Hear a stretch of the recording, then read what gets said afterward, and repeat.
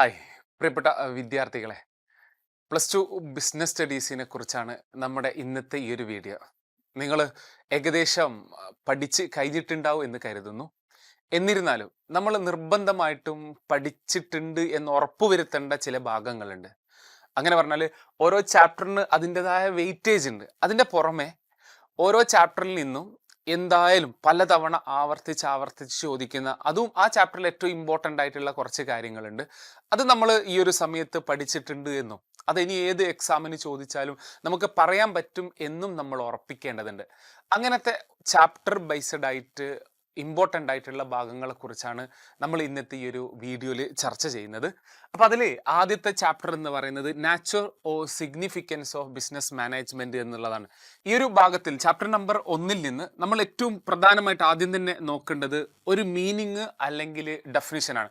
നിങ്ങൾക്ക് ഏറ്റവും സിമ്പിളായിട്ട് ഓർത്തു വെക്കാൻ വേണ്ടി പറ്റുന്ന ഏതെങ്കിലും ഒരു മീനിങ് നിർബന്ധമായിട്ട് ഇവിടുന്ന് ഓർത്തു വെക്കണം. കാരണം പലപ്പോഴും 2 മാർക്കിന് ഈ ഒരു ഭാഗത്ത് നിന്ന് ചോദ്യം ചോദിക്കാറുണ്ട്. അപ്പം അതിൽ management is the art of getting things done through the effort of others എന്നുള്ള രീതിയിലുള്ള ഏതെങ്കിലും ഏറ്റവും സിമ്പിൾ ആയിട്ടുള്ള ഒരു മീനിങ് നമ്മൾ ഒന്നാമതായിട്ട് നോക്കി വെക്കണം. രണ്ടാമതായിട്ട് ഈ ഒരു ഭാഗത്ത് നിന്ന് ചോദ്യം വരുന്ന ഒരു ഭാഗമാണ് എഫിഷ്യൻസിയും എഫക്റ്റീവ്നെസ്സും തമ്മിലുള്ള വ്യത്യാസം എന്താണെന്നുള്ളത്. അത് ആദ്യം തന്നെ നമ്മളൊരു ചാപ്റ്റർ തുടങ്ങുമ്പോൾ തന്നെ അത് പറഞ്ഞിട്ടുണ്ട്. അപ്പോൾ എഫിഷ്യൻസിയും എഫക്റ്റീവ്നെസ്സും തമ്മിലുള്ള ഒരു ഡിഫറൻസ്, ഇതും പലപ്പോഴും 2 മാർക്കിന് ഈ ഒരു ഭാഗത്തിൽ നിന്ന് ചോദ്യം വരുന്ന ഒരു ഭാഗമാണ്. അത് നിർബന്ധമായിട്ട് നോക്കി വെക്കണം. ഇനി ഈ ഒരു ചാപ്റ്ററിൽ നിന്ന് പിന്നീട് ഒരു 4 മാർക്ക് വരെ ഒക്കെ വരുന്ന ഒരു ഭാഗമാണ് ക്യാരക്ടറിസ്റ്റിക്സ് ഓഫ് മാനേജ്മെന്റ് ആണ് അടുത്ത ഒരു ഇമ്പോർട്ടൻ്റ്.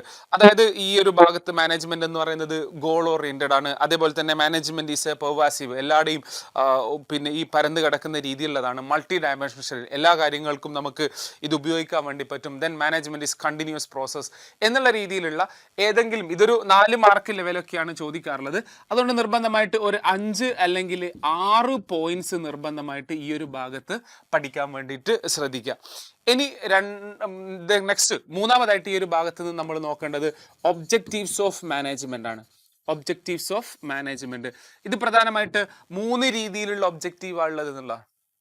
നെക്സ്റ്റ് നാലാമതായിട്ട് ഈ ഒരു ഭാഗത്തിൽ നിന്ന് നോക്കേണ്ടത് ഒബ്ജക്റ്റീവ്സ് ഓഫ് മാനേജ്മെന്റ് ആണ്. ഒബ്ജക്റ്റീവ്സിനെ നമുക്ക് 3 ആക്കിയിട്ട് തരംതിരിക്കാൻ വേണ്ടിയിട്ട് പറ്റും. അതായത് ഓർഗനൈസേഷണൽ ഒബ്ജക്റ്റീവ് ഉണ്ടാവും, അതേപോലെ തന്നെ സോഷ്യൽ ആയിട്ട് മാനേജ്മെന്റിന് ഒബ്ജക്റ്റീവ് ഉണ്ടാവും, അതേപോലെ തന്നെ പേഴ്സണൽ ഒബ്ജക്റ്റീവ് എന്നുള്ള രീതിയിൽ നമ്മൾ ഒബ്ജക്റ്റീവ്സിനെ 3 ആക്കി തിരിക്കാം. ആ സമയത്ത് നോക്കുമ്പോൾ എന്തൊക്കെയാണ് ഓർഗനൈസേഷൻ ഒബ്ജക്റ്റീവ്, അതേപോലെ തന്നെ എന്തൊക്കെയാണ് പിന്നെ പേഴ്സണൽ ഒബ്ജക്റ്റീവ്, അതേപോലെ എന്തൊക്കെയാണ് സോഷ്യൽ ഒബ്ജക്റ്റീവ് എന്നുള്ളൊരു ഭാഗവും കൂടെ നോക്കി വെക്കുന്നത് നന്നാവും. ദ നെക്സ്റ്റ് വൺ, പലപ്പോഴും ഈ ഒരു ഭാഗത്ത് നിന്ന് മാക്സിമം 3 അല്ലെങ്കിൽ 4 മാർക്കിന്റെ വരെയൊക്കെയാണ് ചോദ്യം വരാറുള്ളത്. ദ നെക്സ്റ്റ് ഈ ഒരു ഭാഗത്തിൽ നിന്ന് അടുത്തത് ക്വസ്റ്റ്യൻ വരുന്നത് പലപ്പോഴും ചോദിക്കുന്ന ഒരു 2 മാർക്കിന്റെയും 3 മാർക്കിന്റെയും ഒക്കെ ക്വസ്റ്റ്യൻ ആണ്. ഒരു സ്റ്റേറ്റ്മെന്റ് ഉണ്ടാവും, മാനേജ്മെന്റ് ഈസ് ആർട്ട് എക്സ്പ്ലെയിൻ എന്നുള്ള രീതിയിൽ, അല്ലെങ്കിൽ മാനേജ്മെന്റ് ഈസ് പ്രൊഫഷൻ, അല്ലെങ്കിൽ മാനേജ്മെന്റ് ഈസ് സയൻസ് എന്ന് പറഞ്ഞിട്ട് അതെന്തുകൊണ്ടാണ് എന്നുള്ള രീതിയിൽ ചോദിക്കാറുണ്ട്. ആ ഒരു രീതിയിൽ എക്സ്പ്ലെയിൻ ചെയ്യാൻ ഭാഗത്തിൽ കൂടെ നോക്കി വെക്കുക. ദ നെക്സ്റ്റ് ഈ ഒരു ഭാഗത്തിലേക്ക് വരുമ്പോൾ പിന്നെ ഏറ്റവും ഇമ്പോർട്ടൻ്റ് ആയിട്ടുള്ള ഒരു ഭാഗമാണ് ലെവൽസ് ഓഫ് മാനേജ്മെന്റ് എന്ന് പറയുന്നത്. ലെവൽസ് ഓഫ് മാനേജ്മെന്റ് നമുക്കറിയാം 3 ലെവലാണ്. ലോവർ ലെവൽ, മിഡിൽ ലെവൽ, പിന്നെ അതേപോലെ തന്നെ ടോപ്പ് ലെവൽ, ഇങ്ങനെ 3 ആക്കി തിരിച്ചിട്ടുണ്ട്. അപ്പോൾ ഓരോന്നിലെയും നോക്കുന്ന സമയത്ത് എങ്ങനെയാണ് നോക്കേണ്ടത്, ടോപ്പ് ലെവൽ ആരൊക്കെയാണ് വരിക, അവരുടെ ഫംഗ്ഷൻസ് എന്താ, ഈ ഒരു പാറ്റേണിൽ തന്നെ നോക്കണം. അതായത് ടോപ്പ് മാനേജ്മെന്റ് ആരൊക്കെയാണ് വരിക, അവരുടെ ഫംഗ്ഷൻസ് എന്തൊക്കെയാണ്. ദ നെക്സ്റ്റ് വൺ സെക്കൻഡിലേക്ക് വരുമ്പോൾ മിഡിൽ ലെവൽ ആരൊക്കെയാണ് വരിക, അവരുടെ ഫംഗ്ഷൻസ് എന്തൊക്കെയാണ്. ദ നെക്സ്റ്റ് അതേപോലെ തന്നെ ലോവർ ലെവലിലേക്ക് വരുമ്പോൾ അത് ആരൊക്കെയാണ്, അതിന് ഫംഗ്ഷൻസ്. അതായത് ഏത് എക്സാമ്പിൾ ചോദിക്കുന്ന സമയത്തും തരംതിരിക്കാനും, അതേപോലെ തന്നെ അല്ലെങ്കിൽ ഏതെങ്കിലും ഒരു പോസ്റ്റ് പറഞ്ഞിട്ട് ഇത് ഏത് ലെവലിലാണ് ചോദിക്കുന്ന സമയത്ത് അത് പറയാനും, ഇനി ഏതെങ്കിലും ഒരു പോസ്റ്റ് പറഞ്ഞിട്ട് അവരുടെ പിന്നെ ഡ്യൂട്ടീസ് എന്തൊക്കെയാന്നുള്ള രീതിയിൽ ചോദിക്കുന്ന സമയത്തൊക്കെ എഴുതാൻ ഭാഗത്തിൽ നമുക്ക് പറ്റണമെങ്കിൽ നമ്മൾ എന്ത് ചെയ്യണം എന്ന് പറഞ്ഞാൽ ഓരോ ലെവലും അതിൽപ്പെട്ട ആൾക്കാർ എന്തൊക്കെയാണെന്നുള്ളതും അവരുടെ ഫങ്ഷൻസ് എന്തൊക്കെയാണെന്നുള്ളതും നമ്മൾ നിർബന്ധമായിട്ട് ഈ ഒരു ഭാഗത്ത് നിന്ന് നോക്കി വെക്കണം.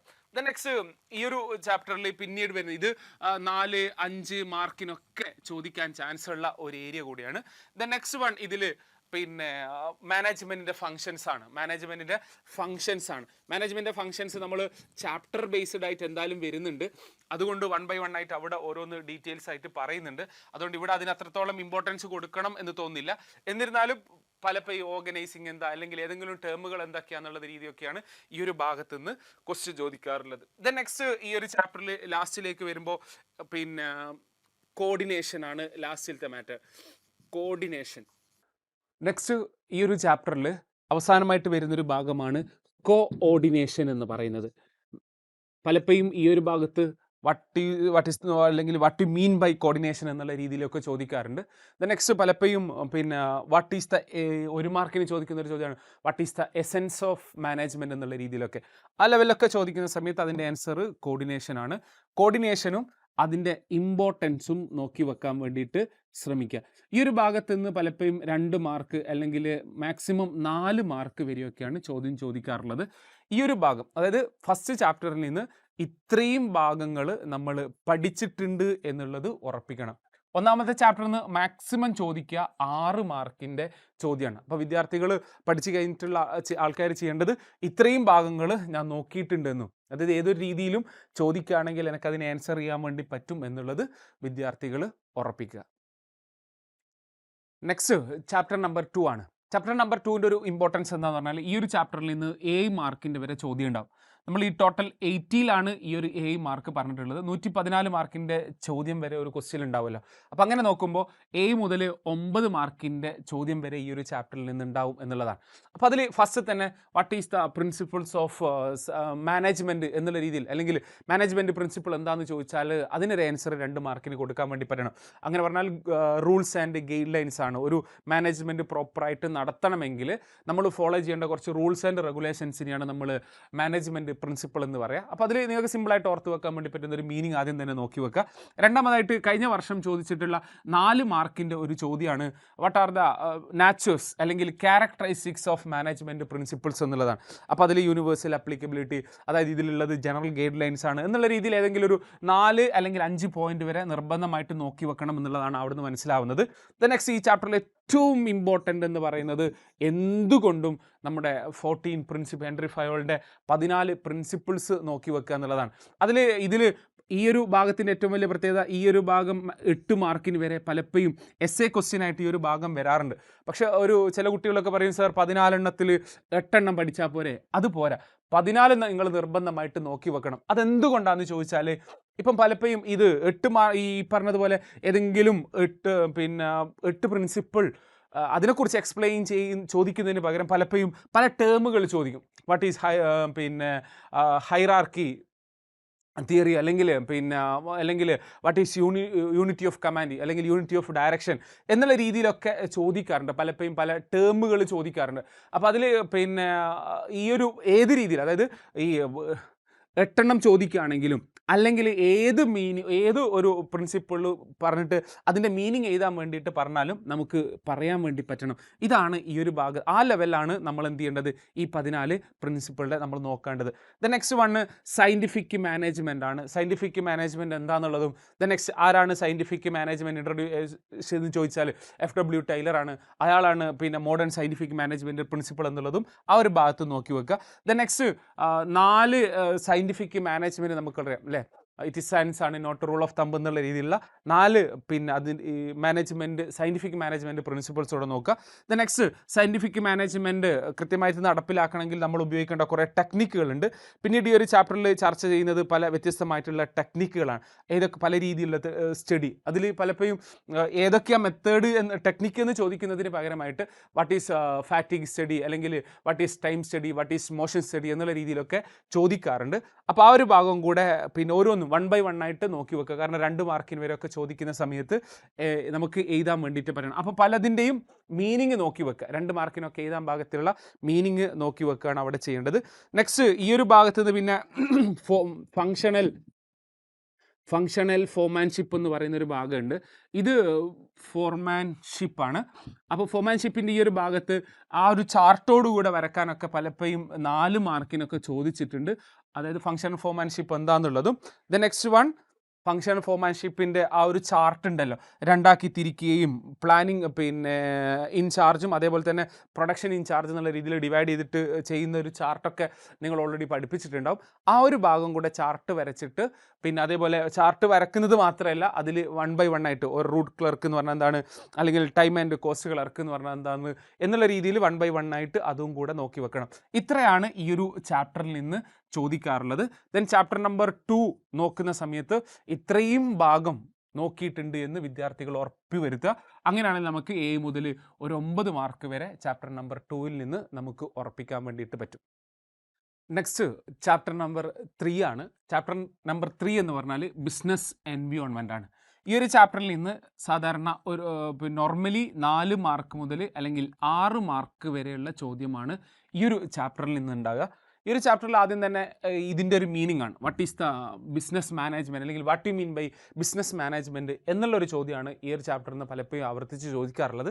ബിസിനസ് എൻവിയോൺമെൻറ്റ് എന്ന് പറഞ്ഞാൽ നമ്മൾ ഒരു ബിസിനസ് നടത്തുന്ന സമയത്ത് ബിസിനസ്സിനെ എഫക്റ്റ് ചെയ്യുന്ന ഒരുപാട് കാര്യങ്ങളുണ്ട് നമ്മളെ പുറമേ ഉള്ളത്. നമ്മളെ ബിസിനസ്സിൻ്റെ ഉള്ളിലുള്ള കാര്യങ്ങൾ മാത്രമല്ല, ബിസിനസ്സിൻ്റെ പല ഡിസിഷൻസിനെയും എഫക്റ്റ് ചെയ്യുന്ന ഒരുപാട് സറൗണ്ടിങ്ങിലുള്ള കാര്യങ്ങളുണ്ട്.